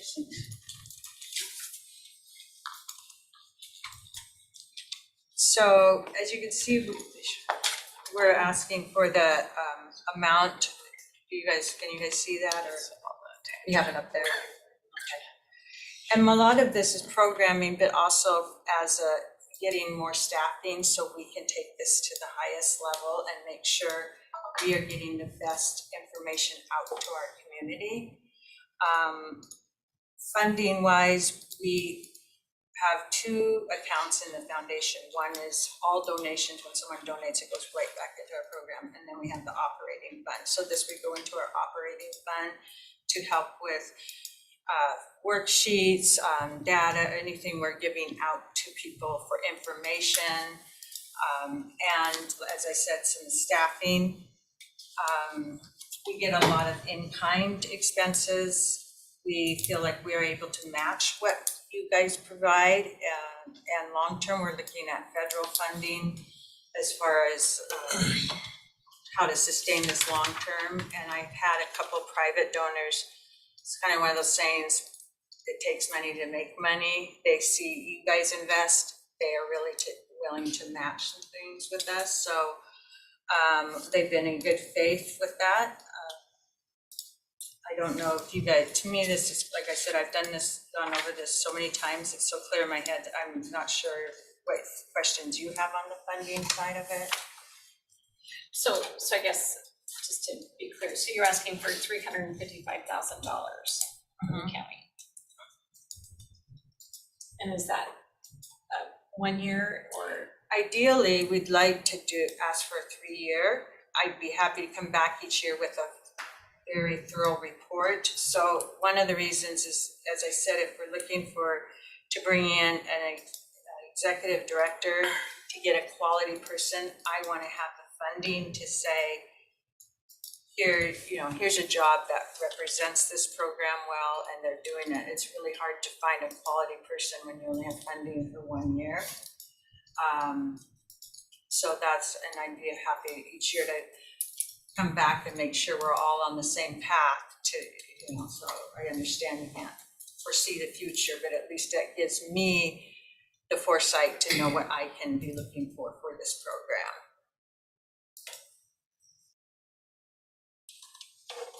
So a couple of questions I have, because there's the mental health 1/10 money, and we need to make sure that we meet the criteria for that, because I just need to make sure that it meets the criteria there. But we also have the opioid funding now that we've gotten in since in the last year. That would this be, a use of those dollars because it's specific to it. I don't think there's the restrictions on. No, this would definitely qualify. And similar programs were addressed at a conference I was at in June as being things that other counties are looking into, though they're going through their health districts mostly. For opioid money, is that what you're saying? Okay. Yeah, what the use is certainly within the One Washington MOU. Okay, I guess that's what I just want to make sure that Yes. it meets the criteria for that, so. Yeah, absolutely. And I can't remember, what's the annual allocation out of that settlement? Well, it's not, none of that is set in stone. A lot of those companies are still going through bankruptcy process, so what the payouts are is not, I think we know this year's, I think we might have a good idea of what next year's is, but I think beyond that, things are really kind of, they fluctuate, is my recollection. I think Heather, I don't know how much budget has been in on it, but I know Heather's been fairly up to speed on what we are getting this year, next year. Scott knows how much it is. Yeah, so there's anticipated 3 different funding tranches, if you will. We know we're getting about $450 a year for the first couple of years out of one of the settlements, another settlement, and that one is about 15 years. So we actually know the entire, all the payments in the 15 years. Another settlement is about $220,000. And then the one we have not received yet is the distributors, the pharmacy settlements. So we don't know what that amount's going to be. So we've got, between the two that we know, about $650 to $700 a year. Then some it'll grow, and then some it'll taper off in another funding stream, because they're not consistent throughout the sources. But around $600,000, $650 to $700 a year. So, and I do know Justin's talked about Madden's house has been another area that needs some immediate funding, while we try to figure out the state and federal funding, which we will get to at some point by the end of the year, I hope. But that was another one that I know that has also come up as part of the opioid treatment funding. Is there another program other than these two that's out there that I'm not aware of? Because I've been through Maddie's house. I think all of us have been through Maddie's house. That was a great program. This is obviously a great program, but I'm not aware of any other programs like this or that are recovery focused. There's lots of programs that are out there, and that we haven't had others come Right. to us, you know, and I think it's trying to figure out what are things that are unique, you know, and for me, that are unique, that, Right. you know, we think can, you know, we can use those dollars, because those dollars are to try to make a difference in the community. I think, But wasn't the SAFE effort, wasn't Bill Hislop involved with that? That was this organization. No, I know that, but I was trying to, Yeah. I knew she was, I was worried, I was trying to remember if that was Bill was here. Hislop's effort too. that was. So I went to Bill with this whole concept, right. too, and then, Yeah. and we worked together. And I think the biggest is our proactive instead of reactive. We've built really hard to getting into the community at all levels, from education, parents, and administrative sides, and really helping people understand the need to be cognizant of fentanyl, Right. but also, you know, Narcan too, even though you have access to it, you still need to know how to use it and be willing to carry it with you. And that's the thing. And usually, when we first started, I felt a little resistance because there are so many programs, but because like of Addiction Help Finder on that, everyone knows we're not taking business, we're uniting, we're bringing you guys together to make each other stronger. And a perfect story is, this happened 2.5 years ago. A mom was very concerned about her son, went to school, they did the perfect protocol, they did all the testing, they said, yes, he's high risk, needs treatment. Miscommunication. Mom calls 2 weeks later and goes, so did you find treatment? And they go, no, you have to. And she thought all the time, the school, no one's wrong, it's just life. Mom spent all night, found an organization, emailed them. At 8 a.m., that organization said, we will take him. He died that night. That we cannot have. We need to know what each other are doing. We need to, you know, we have all the answers, but at least we're working together and people are understanding. It's okay to say, I don't know, but he does, or she does. And hey, did you get that call? So we're working as a unified community, really fighting this together. So, but yeah, you're right, Bill. We had fun together. So with the opioid abatement money, we still, before any of those dollars can be spent, the opioid abatement council has to meet, they have to have whatever conversation. I mean, do we even know exactly what steps that council has to go through before the monies can be allocated or discharged? Mostly the steps are with the board now, so it's, now that the OAC, pretty much all the jurisdictions have signed, I think there's 2 that we're waiting on. We've got, the next steps would be for the board to then start setting your prioritizations for how to spend the money. How do you want to have the priorities set? What sort of, you have to have a community input mechanism of that as well. So it's really, now that we've got the OAC established, it's really now back to creating the priorities, and then once the priorities are created based on community input, then move forward with RFPs, however you want to do that, and then administer the grant funds, and then the OAC is really they're going to receive the information as to how the funds are spent across all the jurisdictions, publish it on a website. They're not actually going to be the body who administers the funds themselves. Okay.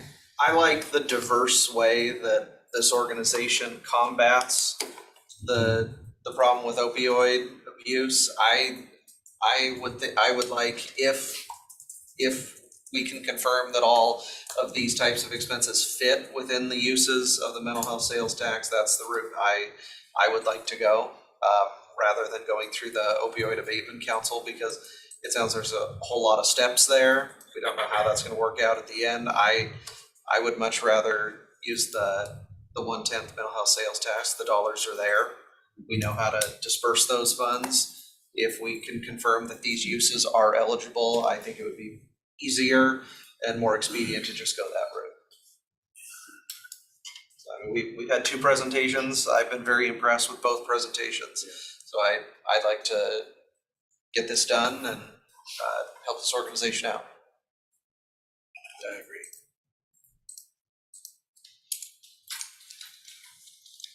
First of all, thank you.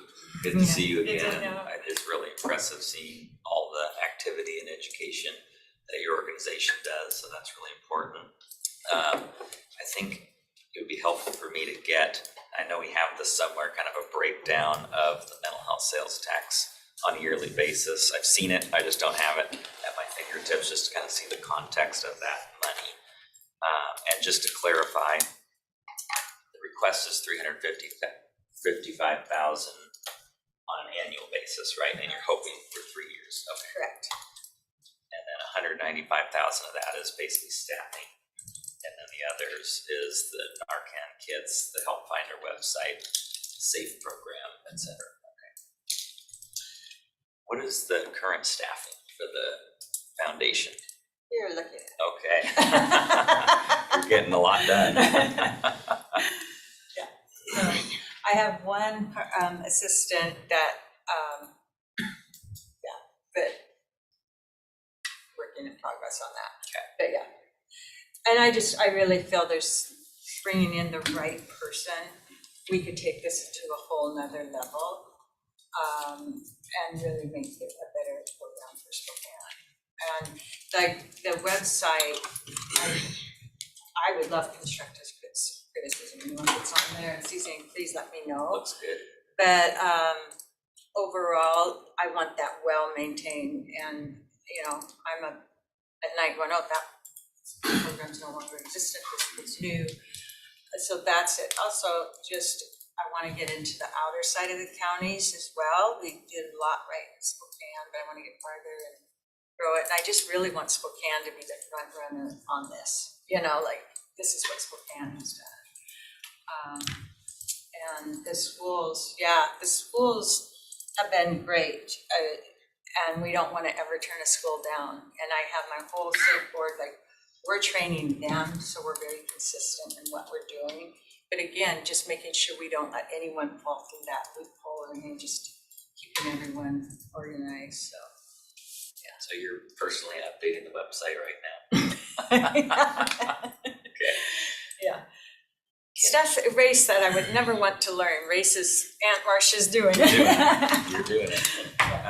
You mentioned the health district as a partner. Can you kind of talk about what that relationship's They've been been like? collaborating, and they work with us, giving us the data. And so I'm hoping to get more and more work with them. The ME has been on our SAFE board, and she gives data all the time. DOH finally gave us a grant for Narcan, which is really nice. So again, when we do trainings, we can leave if we go into a small business, a bank, and we can make sure we leave not only that they know what to do, but they have the Narcan for their community. And I think that was one of the biggest things of helping people understand the importance of Narcan training is we're not saying your staff is ODing, but there's overdose and poisoning. Poisoning, you don't know you ingested fentanyl. You have no idea. So anyone can come in, cash a check or deposit money and maybe baked and their cartilage was laced with fentanyl. So you better know Narcan. I mean, that's where it is today, unfortunately. So that's what we're trying to do, is be proactive on that side. And again, Wazoo does the training, I don't. We get someone but we do bring in all people we're not getting at. So we bring in the statistics on what is happening with fentanyl in our community, how many seizures we've had, how many deaths we've had, how many poisonings and overdoses. And youth is a hard one to track, Kyle. I'm glad you asked that, because if there's no privacy in the schools, we're trying. Well, I would be open to looking at if the mental health sales tax could be used, and then maybe in the out years, if the opioid treatment money, we can review your success and I was just looking at like your criteria for measuring success. It might be good to set some goals around, like, you said you want to have people utilize the website. Well, what percentage increase would you like to see over the next year, okay. with this additional funding? Sure. Because it looks like you're gonna hire a consultant to manage that website and really get it going, which sounds great. I think it's a wonderful resource that the community, if it could really be well promoted, right? The community could really, Right. and like you're saying, it needs a lot of updating all the time. Yeah. So like maybe, also like the number of Narcon trainings that you do today versus, what would you like to get to? Okay. Some of those goals would just be good. Then we could review in a year and go, wow, you exceeded the number of trainings, or Yeah. you exceeded the number of folks that had accessed the website. Okay. Maybe based on what your current, Yeah. usage is and the number of trainings you're doing today. Because it sounds like this funding would really move you significantly increase in all of those areas. Yeah. I agree. And then the data for youth, if possible, would be, I mean, just even like you said, we are trying to keep track of how many schools we go into and. right, I think it's a good connection with the other wellness program that's going on that Justin has kicked off with all the different districts. There's a good crossover there with this mental health work. Yeah. In some of the outlying, school districts. There's a good synergy here with that work. And I we, see. yeah, it'd be great to work with. Because like those counselors that are working with students, if they could be trained on some of this information, Yeah, provide that. I was hoping Justin was gonna be on today. Anyway, I think that would be really cool to see this be alongside this other program that's funded with mental health sales tax money, and we could And see. this is just for, like, when we did the youth summit and the leadership, everyone received a folder, and inside we had the current data of opioids and fentanyl. Also resources, which we're always updating, and then who SAFE was, and I meant to bring all of you copies, but Sheriff John Knowles and I were at an event doing SAFE things, and I had to have him take all my folders, so I don't have them. But you can look at that, and it does say what we've done so far. But I love the idea of putting goals in there, and I'd be happy to do that and track that. I did look up the mental health sales tax. What we call it, the mental health sales tax, is for mental health, chemical dependency, and therapeutic courts. Those are the three criteria that are called out in the RCW. Just FYI. Thank you. So I think for me, I want to figure out how we fund it. I'd like to have a conversation with Justin to make sure that it meets the criteria and it's fitting, in as kind of our BHASO system as well. And I also wonder if this could be like Launch Arts West could use some of their funding as well. So I want to talk to Ben Small and ask that question as they might need ways to help. So, so there's three possibilities here that we just got to figure out. I appreciate it. How to do it. I think for me, Marcia, I just want to make sure that I'm not feeling like we're funding your organization. So I think there's got to be, as you said, you're looking for that first one in, but it's showing that there is other people that are willing to come in, because I think as a county, we're not here to fund a nonprofit, and that's not our role. And I think if you look at our current budget, we have funded ourselves for 7 years, and that's why I just like the foundation raise as little as that seems, without even asking. We've about $26,000. I just received another check because they see our work for $55,000. So last year was our first soft fundraiser we did, and we raised over 200,000, and we had less than 100 people there.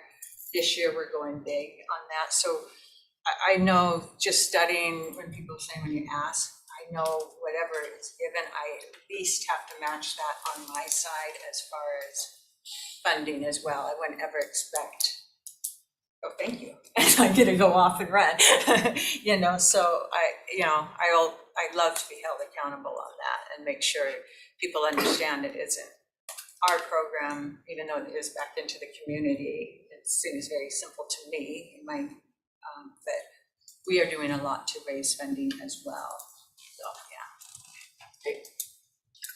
I agree. I think like we can make a 1 year, you know, if everything is appropriate and there's the funding after we've checked in with Justin, with his needs, like making a 1 year and then with an expectation of looking at where you are with your fundraising. Cause I know I worked in nonprofits for many years, and a lot of times if you know you have a couple years of funding, then it gives you that space to go and raise. It takes a while to raise the money to get to that point. Yeah. So I understand. Yeah. But we generally do an annual budget process, right? Yes. We don't ever make a commitment beyond that 1 year. No, like in Done that. CARES, definitely we have, and like some of our economic development has been a 3-year. We did that with some of the dollars for Salvation Army. That is a 3-year commitment to them. Okay. So it hasn't. If we know we always have an ongoing funding stream. Yeah. Okay. So, I mean, I think that's where we could look at mental health, and then next year, could it be out of the, you know, to at least provide a 2-year cushion. And I am moldable, so tell me what I need to do, and I'm willing to do it, so yeah. So I think let's put it back on the agenda for next week and have Justin, and I'll talk to Justin too, and talk to launch just to see what we can do so we can get this figured out. Okay, so these are just for you guys, this is about the foundation, just if you have them, if not, Jeff can grab them for me, maybe not. What I didn't, we have Maren Morris coming October 7th. Same thing, concert, this was the official press release, so I'll leave these here if anyone's interested. And on top of that, as of Friday afternoon, we're doing a press conference tomorrow at 12:15, if anyone would like to join this. We have Kathy McMorris Rogers is showing that, Vanessa's showing that, Mayor will be there, the sheriff, please. We would love to have people from the county commissioners show up, if possible. I know it's super late notice, but if you're interested, just. What time is it? It's at 12:15 at the Spokane Pavilion. On that, I call it the catwalk, that's not the right name. You know, that big area above, they call it like some experience, but it's up, you'll see the cameras. I'll be there early, but it'd be great to say that whether you finish or not, you know you guys' hearts are into this, and it'd be great for Spokane to see you guys are there if possible. Sorry for the short notice. I'm learning that side too. Well, thank you very much for being Thank here you, today. you guys. Thank you. And we look Appreciate at it. Thank you this. for all your hard work. Oh, well, appreciate it. Thank you, next week. Good to meet you. All right, thank you, guys. Your transition into budget stuff. Yeah. Because you're gonna be getting packets from Randy and team that'll include that information we requested.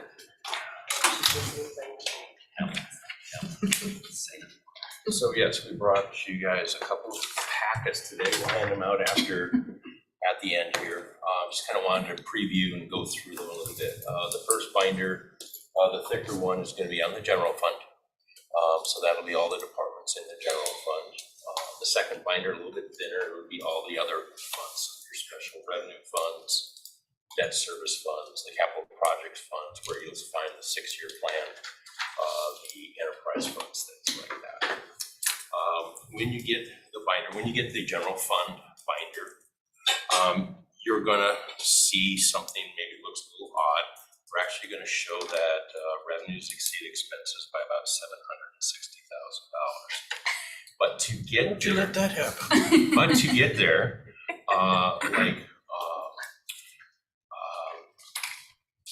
Kevin Ritchie was saying, there are some vacancy adjustments that we put into this number. We have put in $6.4 million of vacancy adjustments. We feel that is reasonable based upon our current staffing levels, where we're at, looking at the troubles we're having getting staff. So if we did not have that, we would be at a negative $5.6 million. And this is after we've even increased our sales tax revenue by $2.2 million. Originally, we were thinking we weren't going to be able to increase that. But based on the last few months, we're a little more hopeful. So we did put that in there. You'll see in the other assumptions that we have not included a 1% property tax increase, excuse me. And that would be about $600,000 of additional revenue. We also did not put in a levy shift. Right now you have about 7.1, a little bit more than 7.1 available if the commissioners wanted to. We could use the, I know Public Works Director would probably really love that for their new building, but that is some other things available to you. So we'll hand those out. When we get together next Monday, we'll start going through these things. We're going to focus on a few areas. One's revenue. One is a potential new source of revenue for the general fund I want to talk to you guys about. And then also want to talk to you about some one-time revenue for 2024. For example, like one of them is going to be the credit enhancement that we'll get from the PFD for next year. It's about $1.2 million. When you enhance their credit back in 21, at the end of 3 years, we get 25% of the savings back. That's about $1.2 million. So we'll talk about things like that. We need to, yes, Mary? But that's a specific purpose. That's a specific purpose, exactly. It has to go to. Right, it has to go to specific purposes, and we'll go through all that exactly, because there's 2 RCWs that relate to that revenue, because it can only be what they use it for. But we'll just go through some of those things. I've got some others in there. We'll go through some targeted M&O expenses. We can talk about some of the vacancy adjustments. Anytime you make a vacancy adjustment, you're going to be wrong. Just like a budget, it's always going to be wrong. Sometimes you're going to miss. You took too much, which means we're going to have to give them some money back. I mean, if the sheriff's department gets a great recruiting year over what they will typically get, great. But that means we'll have to put more money back into that. Detentions, deputies, or corrections officers. I think we're down 40 people right now. I know they just hired 4 new ones, or they just got 4 new ones in, but that's a big hill to climb. And plus you get retirements, things like that. So, we can talk about those things. The other thing that is not in this number is capital. So there's no police cars for the sheriff's office in here. We've put all of that in the 6-year plan so that you can say, this is what we're going to invest in. So when we say that revenues exceed expenses, they really don't, because that doesn't give you anything for capital. So we will still need to roll up sleeves, look through things. We are definitely not done. And then the last thing I'd like to talk about next Monday when we meet is, are there any departments in the county that you would like to come and present? For example, I know Scott would like to have Fair and Expo do a presentation on how they are an enterprise fund, and what are they doing to make sure they can continue to operate as an enterprise fund. So things like that. So that's kind of what we're going to be going through next Monday. Not only will you get the binders today, but after this meeting, we will send them to you in a PDF version as well. Our newest addition, who is doing the accounting for planning and also for housing, he knows how to bookmark things, so they're nice and pretty. You got little bookmarks on the side. You can click to the area you want to jump to. It's great. So, and if we don't have to produce these in the future, that'd even be better. So, kill a few less trees. But that's what we're looking at doing. So we'll get those to you. Anything else you want to add? We'll also update our public-facing website and post the PDF versions on the website for the public to have access to as well. So question, so as we look at last year's budget, are we doing the full budget, the adopted budget plus the amendments Yes, to it, yes. so that way. So I've what you already will had see some is you will see, departments you will see 21 question. actual, 22 actual, 23 budget plus the amendments to it, and then the 24 ask.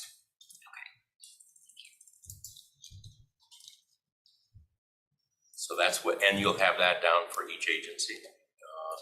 When you say amendments, is most of P- that the, PO rollovers, things like that. oh, and the contract updates Yes, yes. to salaries and benefits, Yep. okay, Yep, those types of things. okay. That's great, thank you.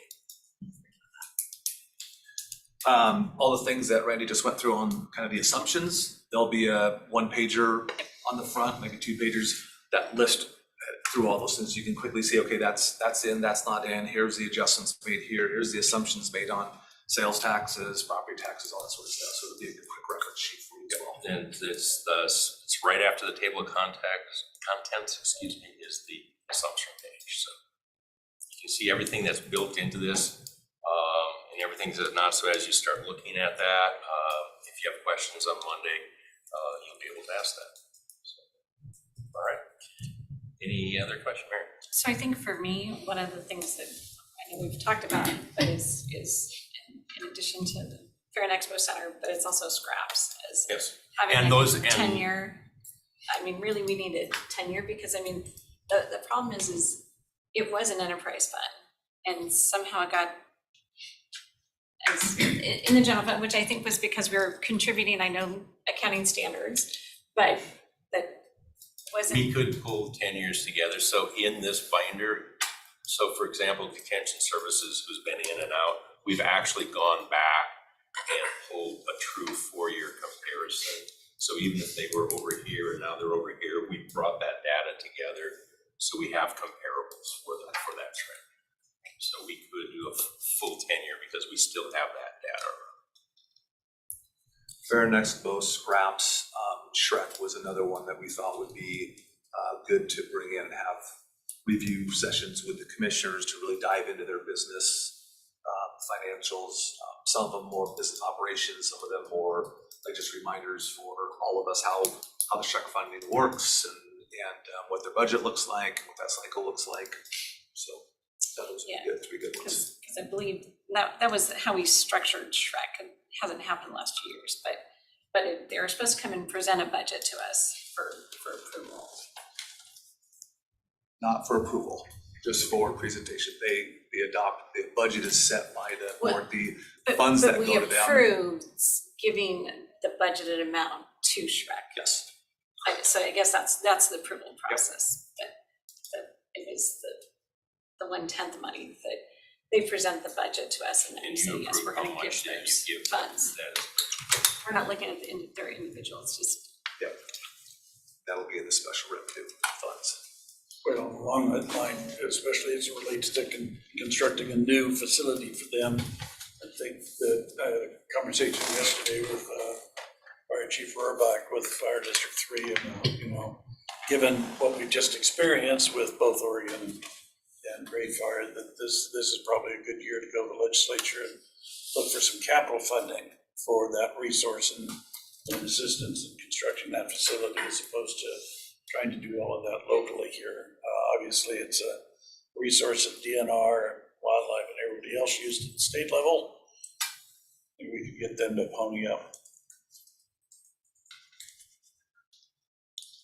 Yeah, I'm just gonna second that Shrek was formed after I left the city, so I don't know the details of the cost sharing, the operations, the capital funding that they were gonna look to do this new facility, so. So the way the resolutions have been worded is that they come and present a budget. We're not in the details of their budget, but what our cost share is. We approve then the 1/10 to go, that amount to it. I think there's been confusion that all the 1/10 has been going to it as a budget amendment. And that's not necessarily the case based on the detailed dive that I've done on the resolutions.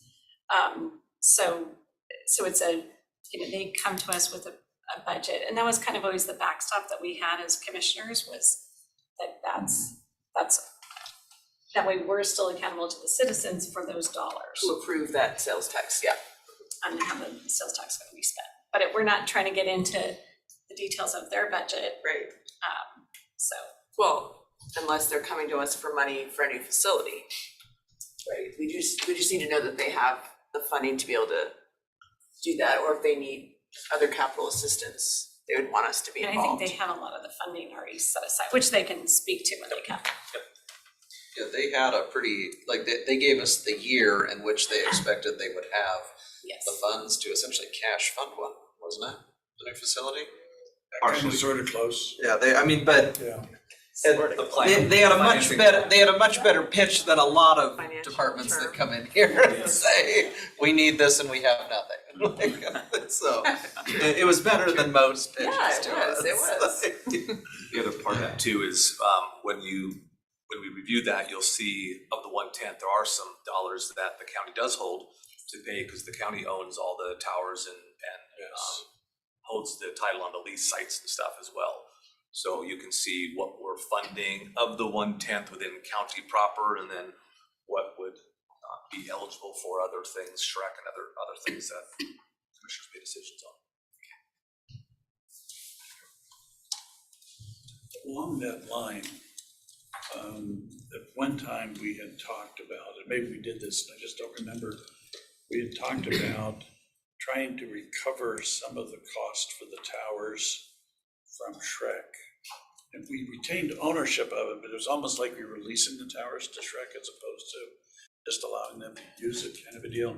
I don't know whether we ever consummated any kind of relationship there or not, or maybe it's not worth pursuing because the towers are already 100% paid for by the tax itself. So I don't know if anybody else has got a more crystal memory about that than I do, as to the relationship. I thought we retained ownership, but Well, we probably did. just leased the use to them. Well, that's what I don't know. Did we lease the towers to Shrek, or did we just, by interlocal agreement, allow them to use the towers? I don't remember. That's what I was. I wasn't looking at that specific part of it. My recollection was, yes, that we retained the ownership of the towers. Right. So Scott's saying that we're retaining some of those funds to pay the lease agreements on those towers, because those lease agreements that we have on the Okay. land are ours, Right. not Shrek's. Right. So, but any maintenance on it that would need to be done, I think Shrek is paying for because they know the maintenance that needs to occur. Well, then that's what I was getting, that's where I guess I was trying to head at is, we're gonna have maintenance repair on those towers. And if we don't have a revenue stream to help pay for that, who's gonna pay for that kind of a deal? But if we're already got that into the equation, then great, terrific. I don't recall, I wasn't here when Chuck got stood up, but I don't recall that we have any specific lease streams coming to the county. But I think it'd be good to review what that maintenance and, because I know they maintain all the equipment on it and install equipment, replace equipment. But it'd be good to kind of go through that and say, what is the other responsibilities of the parties? Well, I do remember that when we set that thing up to begin with,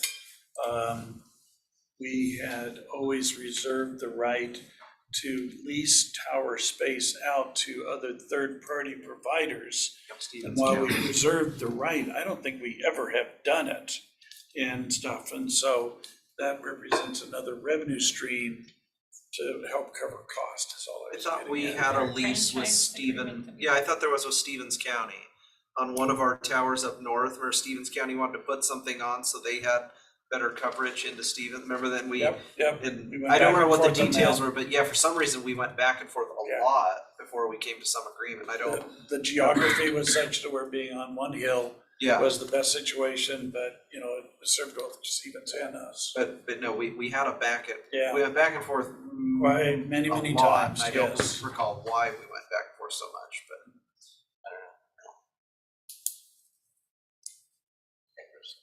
Is there kind of a typical practice for kind of who comes from various departments to present? Do we hear from, we get like a presentation from the sheriff's office or the electeds, or is it just kind of whoever we choose to invite? You mean for budget? Yeah, for budget. Okay. Yeah. I would say it's, because Scott hasn't been here as long as we all have.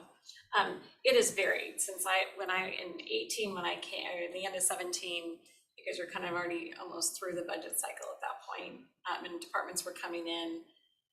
19, we had some departments, but it wasn't the same types of presentation, and then we had COVID. And so then the budget process changed. So it wasn't as thorough as we would normally have done. Because It wasn't as robust. We were dealing with CARES dollars, and we were dealing with the ARP dollars then the next year. And so that took kind of more of our time away, and we relied more on the budget office. The most robust I think we'd ever had was for the 18 budget, because there was a projected deficit of, I want to say, I think the highest it was at 9, the lowest it was at 6, so kind of somewhere in there. And we asked every department that if, like, keep that in mind, I stress if there was a 7% reduction in their budget, what that would look like. And some departments, I think, were very honest with us. Some departments, you'd think they were just lighting a match to the courthouse, and I mean, it was so. I mean, but that was probably where we had the most departments actually come in, and I think we asked them, come in, tell us sort of what your statutory functions are, what some of your other functions you do but aren't actually statutorily required, sort of what your projections were as far as your staffing. Like, do you have a lot of people nearing retirement? Do you have a lot of people that are new to your department? If there were any legislative rumors coming down the pike that could impact your department, and then of course what that 7% cut would look like if it was implemented. So that was probably the most in-depth I think we'd ever had was that year, but that was driven by that large deficit we were facing that year, so. I think it's fair to say, at least in the last couple of years, it hasn't been a specific BOCC adopted process of which departments. I think last year, the year before, we probably took like the top 10 highest spending general fund departments and brought them in. And then, and then if they had requests over and above the budget, we brought them in. So we didn't do the whole additional budget requests this year. So it's really which ones do you have which ones does the board have an interest in presenting if you do have an interest in other departments?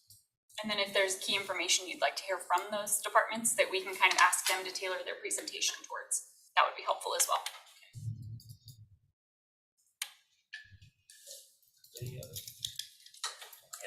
Can't wait to read the Yeah. Within it, so much. Okay, so while you do that, we have a few miscellaneous items that I know of.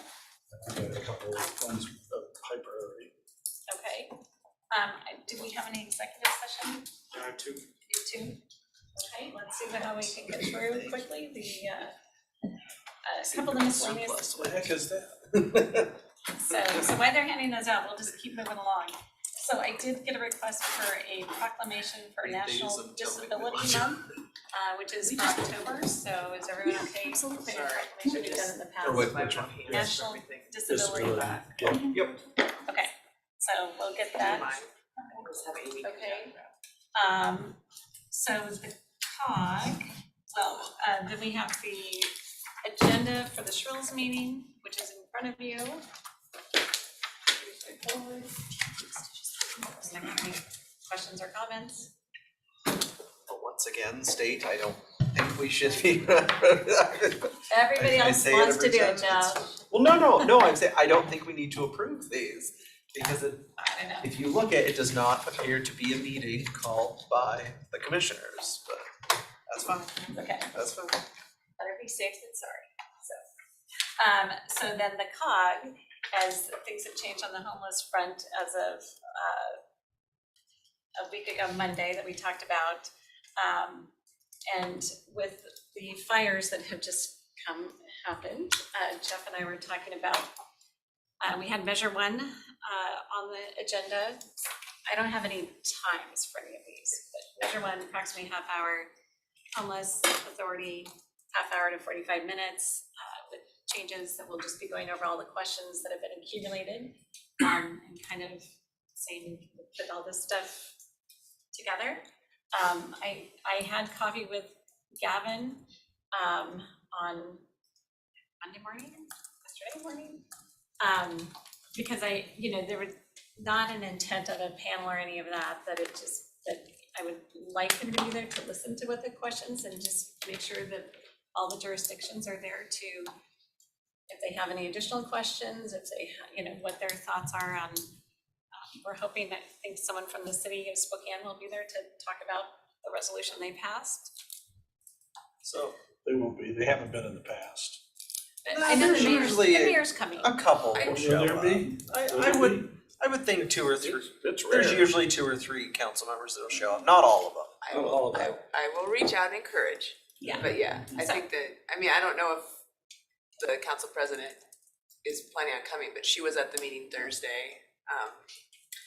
So Yeah, so if someone from the city of Spokane is there, I would like them to just talk about the resolution, because I think we can say, it definitely put the damper on the whole process. So that's, I completely agree with, I think you're accurately stating what the situation is, but at the meeting that Commissioner Waldrop and I attended on Thursday, the council president was there.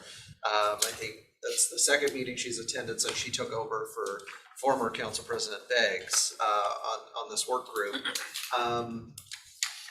I mean, correct me if I'm wrong, I kind of thought her attitude was nothing really changed, we're still moving forward. I mean, I was kind of surprised. It was more like, okay, let's get down to business and figure out how we're gonna make this thing work.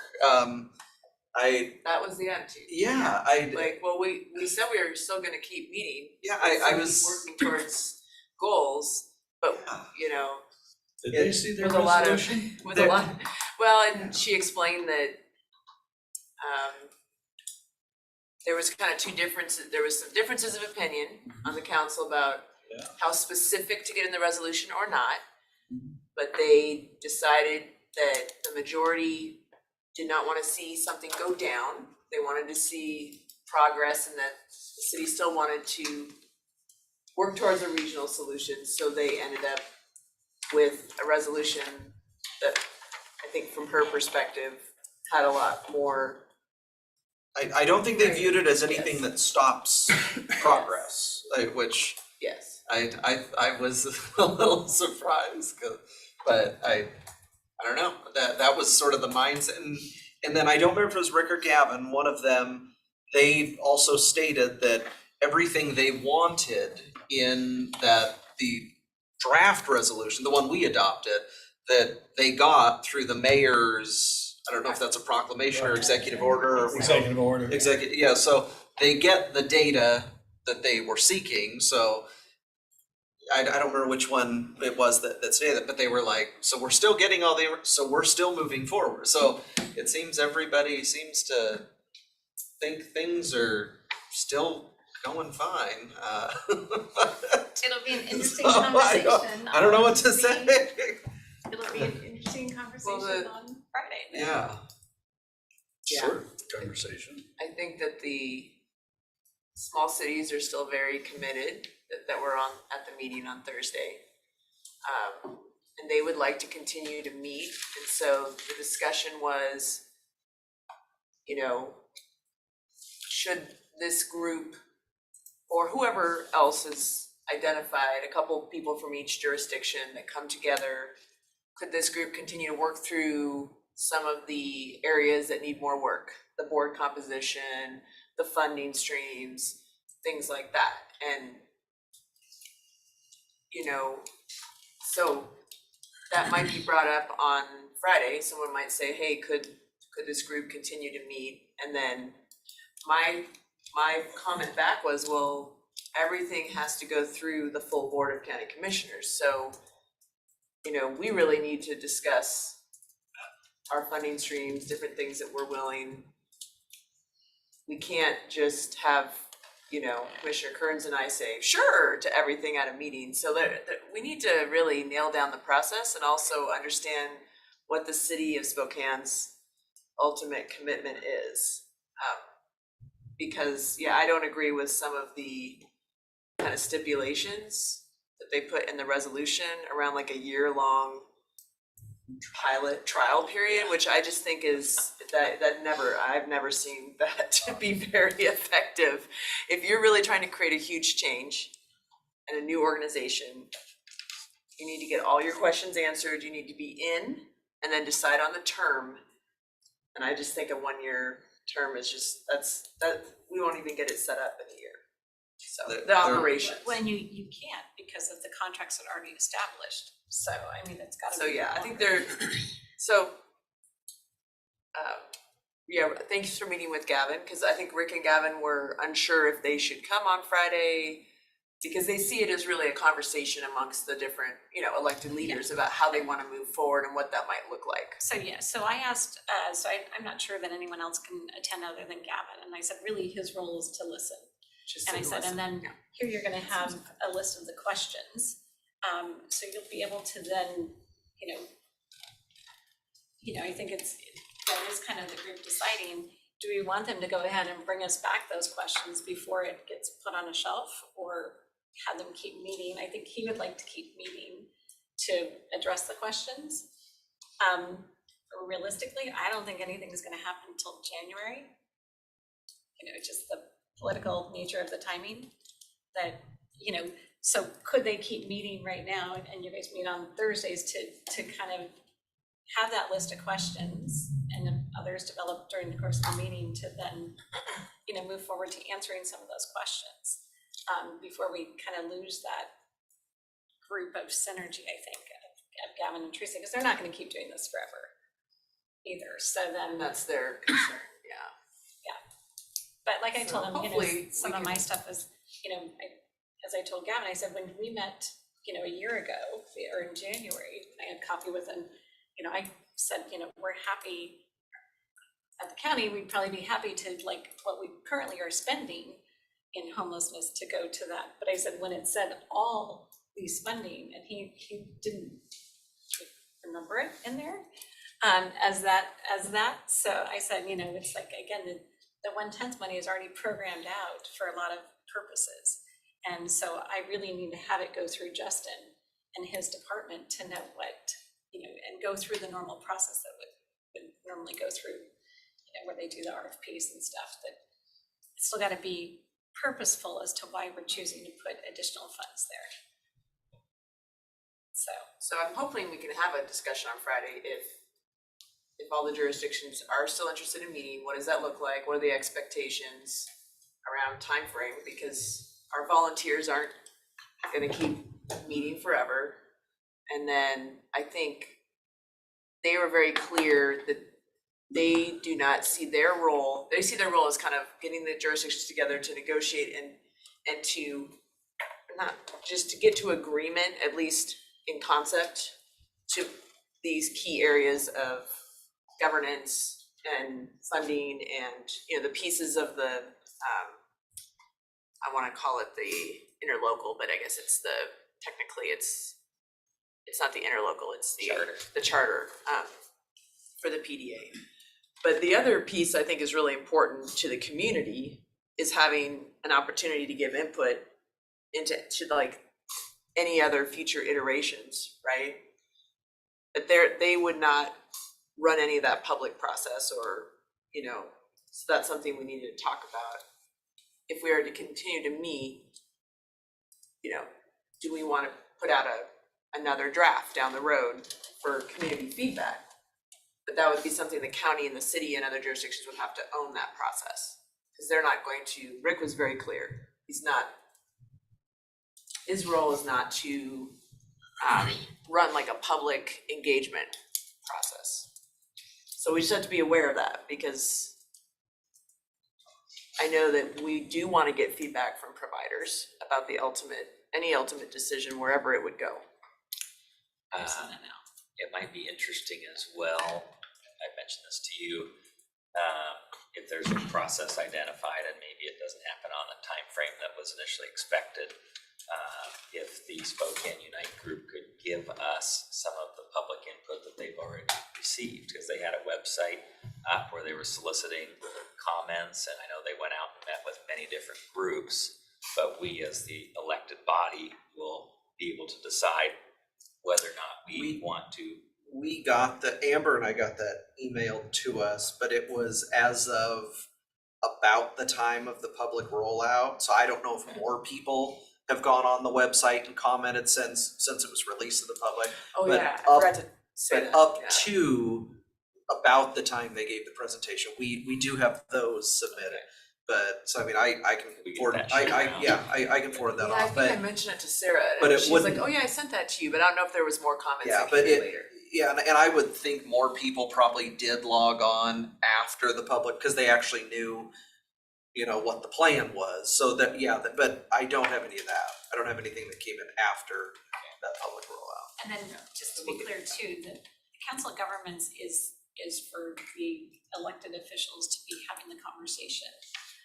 It is not a public forum, it is a public meeting, so the public is welcome to attend, because I got some people asking to attend. They can attend, but it is not a forum for them to be discussing, so that was like I told Gavin, I said, Gavin, I said, I'll be facilitating now, if I feel like there's a purpose for you to speak, otherwise he's really there to listen to what the conversation is. So I just want to be clear on that too, because I just had someone from Empire Health Foundation want to attend, and it's like, you can attend because it is an open public meeting, we're not going to be recording. This isn't, you know, if you're there, you're there. But it is for the elected officials to be having the conversation amongst themselves. So, Commissioner French. Yeah, if they load up the room with a bunch of folks from the nonprofits, it's a non-starter. I mean, that's just not the forum for this meeting and stuff, so. But I mean, does anybody have any expectation that the final document, assuming that we get to a final document, is gonna be signed by people in office today? Well, that's why I say it's. I agree with you. I don't, you know, I think the people that are gonna be signing this document are gonna be different than the people that are at the table today. We could consume an awful lot of resources and time for a document that'll never get signed after the first of the year. Except I think we need to get our questions answered, you know, Well, you know, so is the document gonna be, I don't know how they wanna, Gavin wants to proceed with the actual document itself, but I think there's enough questions that if we lose Gavin and Rick and Teresa, we're not gonna get those questions answered. I share the concern, but you know, the last document on the record adopted by the city puts conditions in there that I cannot agree to and stuff. And so, you know, I don't want to waste a bunch of time when we've got a fundamental difference about what this thing is supposed to be looking like. Well, their resolution, I don't know, my comment has been, and this is just my personal comment, is like when they want to rescind their resolution is when we'll get back to the table. Because it does put all these stipulations that have not even been discussed with anyone when you're trying to do a regional authority. And so again, let's take that off the table, and we can go back to just the resolution that we passed. And we're willing to continue to meet and have these discussions. That the city changed that with their resolution, of which, so again, it's like when they want to choose to pull that back, then we're willing to move forward. But what they've done is they've decided either deliberately or not deliberately that they're going to negotiate by resolution. There's no way to negotiate. There's no way to create a partnership. And, you know, quite frankly, for me, I want them to rescind the resolution so that we can get back to the table. Because right now, we can spend a lot of time and get to the end of the day and still have fundamental disagreements, and they'll say, what about our resolution? Didn't you understand? Oh, I understand 100% about your resolution. I don't agree with it. So I don't know why we'd consume an incredible amount of time knowing that that's the last thing on the table. Unless we want to create another resolution, put our resolution on the table, and let's just start negotiating by resolution. I thought it was. But that's the platform they've created for us. I mean, let's be honest about this. That's what they've created. That's the last document on the table. And if we don't respond to it, that's the document that we're negotiating on. And That's the way negotiations happen. I thought it was telling the one member of the council that actually has regularly attended Yeah. the meetings was the only one that voted Voted no. against it, yeah. That was Bingle. So, Yeah. but Oh, that's right, cause he zoomed in and then so did council members at home. So, I mean, there was Yeah, and- discussion that resolutions aren't binding and they can be changed, but it puts, it just It clouds the whole creates thing. challenges. And I think the reason why Councilmember Zapone had zoomed in on our Thursday meeting, because I think he's gonna be taking over for Council President Kinnear probably when As end of the other November, representative. when she leaves, when the election's certified, so then I think, so it was Bingle and Beggs, then it was Bingle and Kinnear, and come the end of November, it'll be Bingle and Zapone. And it's a lot of turnover on So this who's is, representing them in this. Friday will be everyone's chance to discuss openly. Well, thank you for being willing to facilitate. Just gonna be Sure you want to. managing the money. That's it. And then Jeff and Patrick and I just talked about that it'd be good to have Chandra come and talk about kind of with the fires for other communities as to kind of what's happened and how to be prepared for these other communities as well. So anyway, so that's the agenda. Nothing more, nothing less. Just a suggestion that, the only thing that we really have that's pressing is Measure 1 and stuff. And I'd like to request that we consider giving more than just a half hour to Measure 1, because I think there could be a lot of questions that we'll probably have to answer and respond to and stuff. And I'd really not want to cut that short for some speculative program that might or might not happen. So I'm not putting time limits on anything. I thought you said half hour. I'm just anticipating. Oh, So those are our topics that we'll be discussing. Okay. But I'm not anticipating because, yes, the homeless could go longer, it could go shorter. Okay.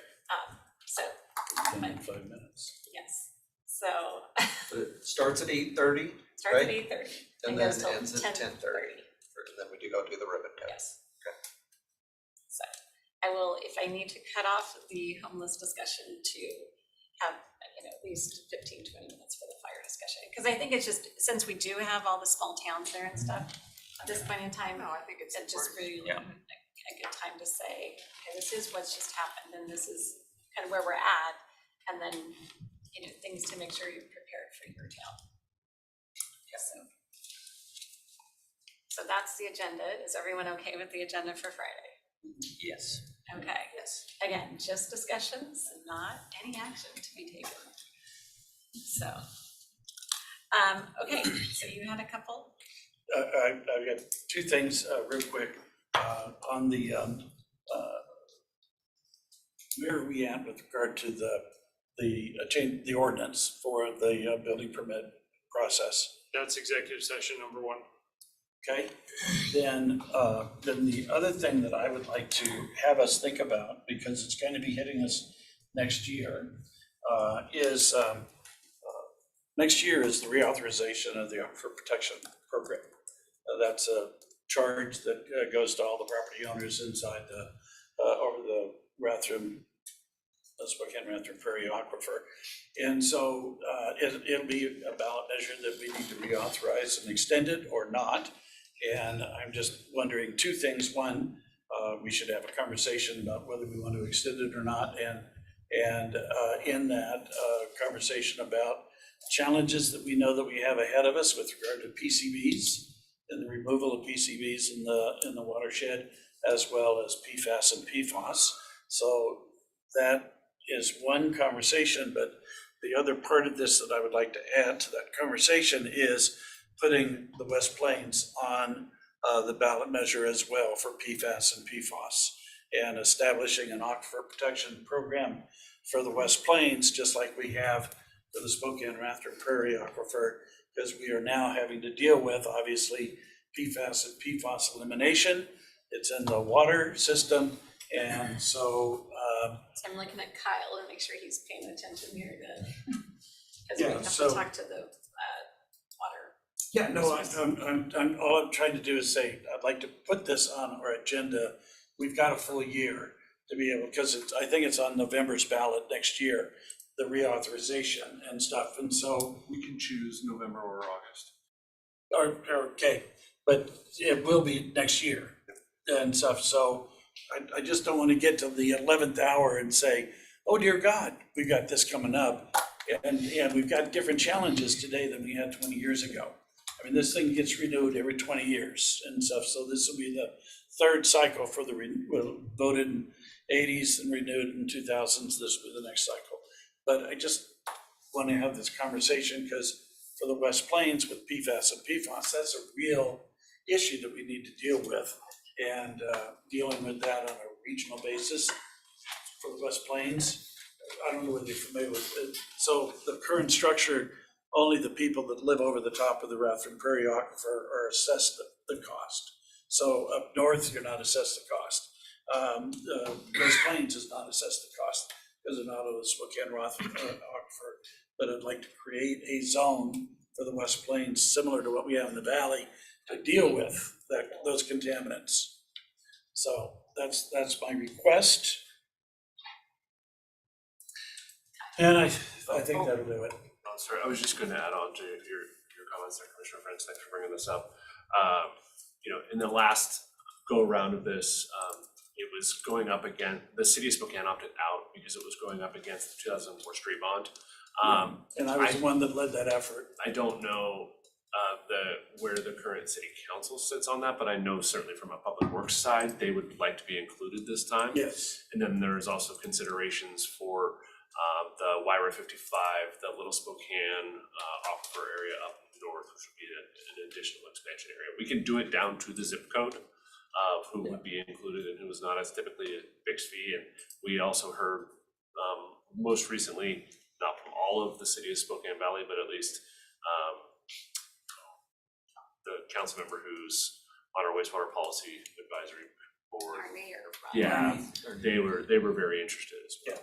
So at the time, in 2004, I was the one that led the effort to get us out of it because it was about septic tank elimination, and we had already eliminated the majority of the septic tanks inside the city and felt like, why are we continuing to do this? So, but the environment has changed.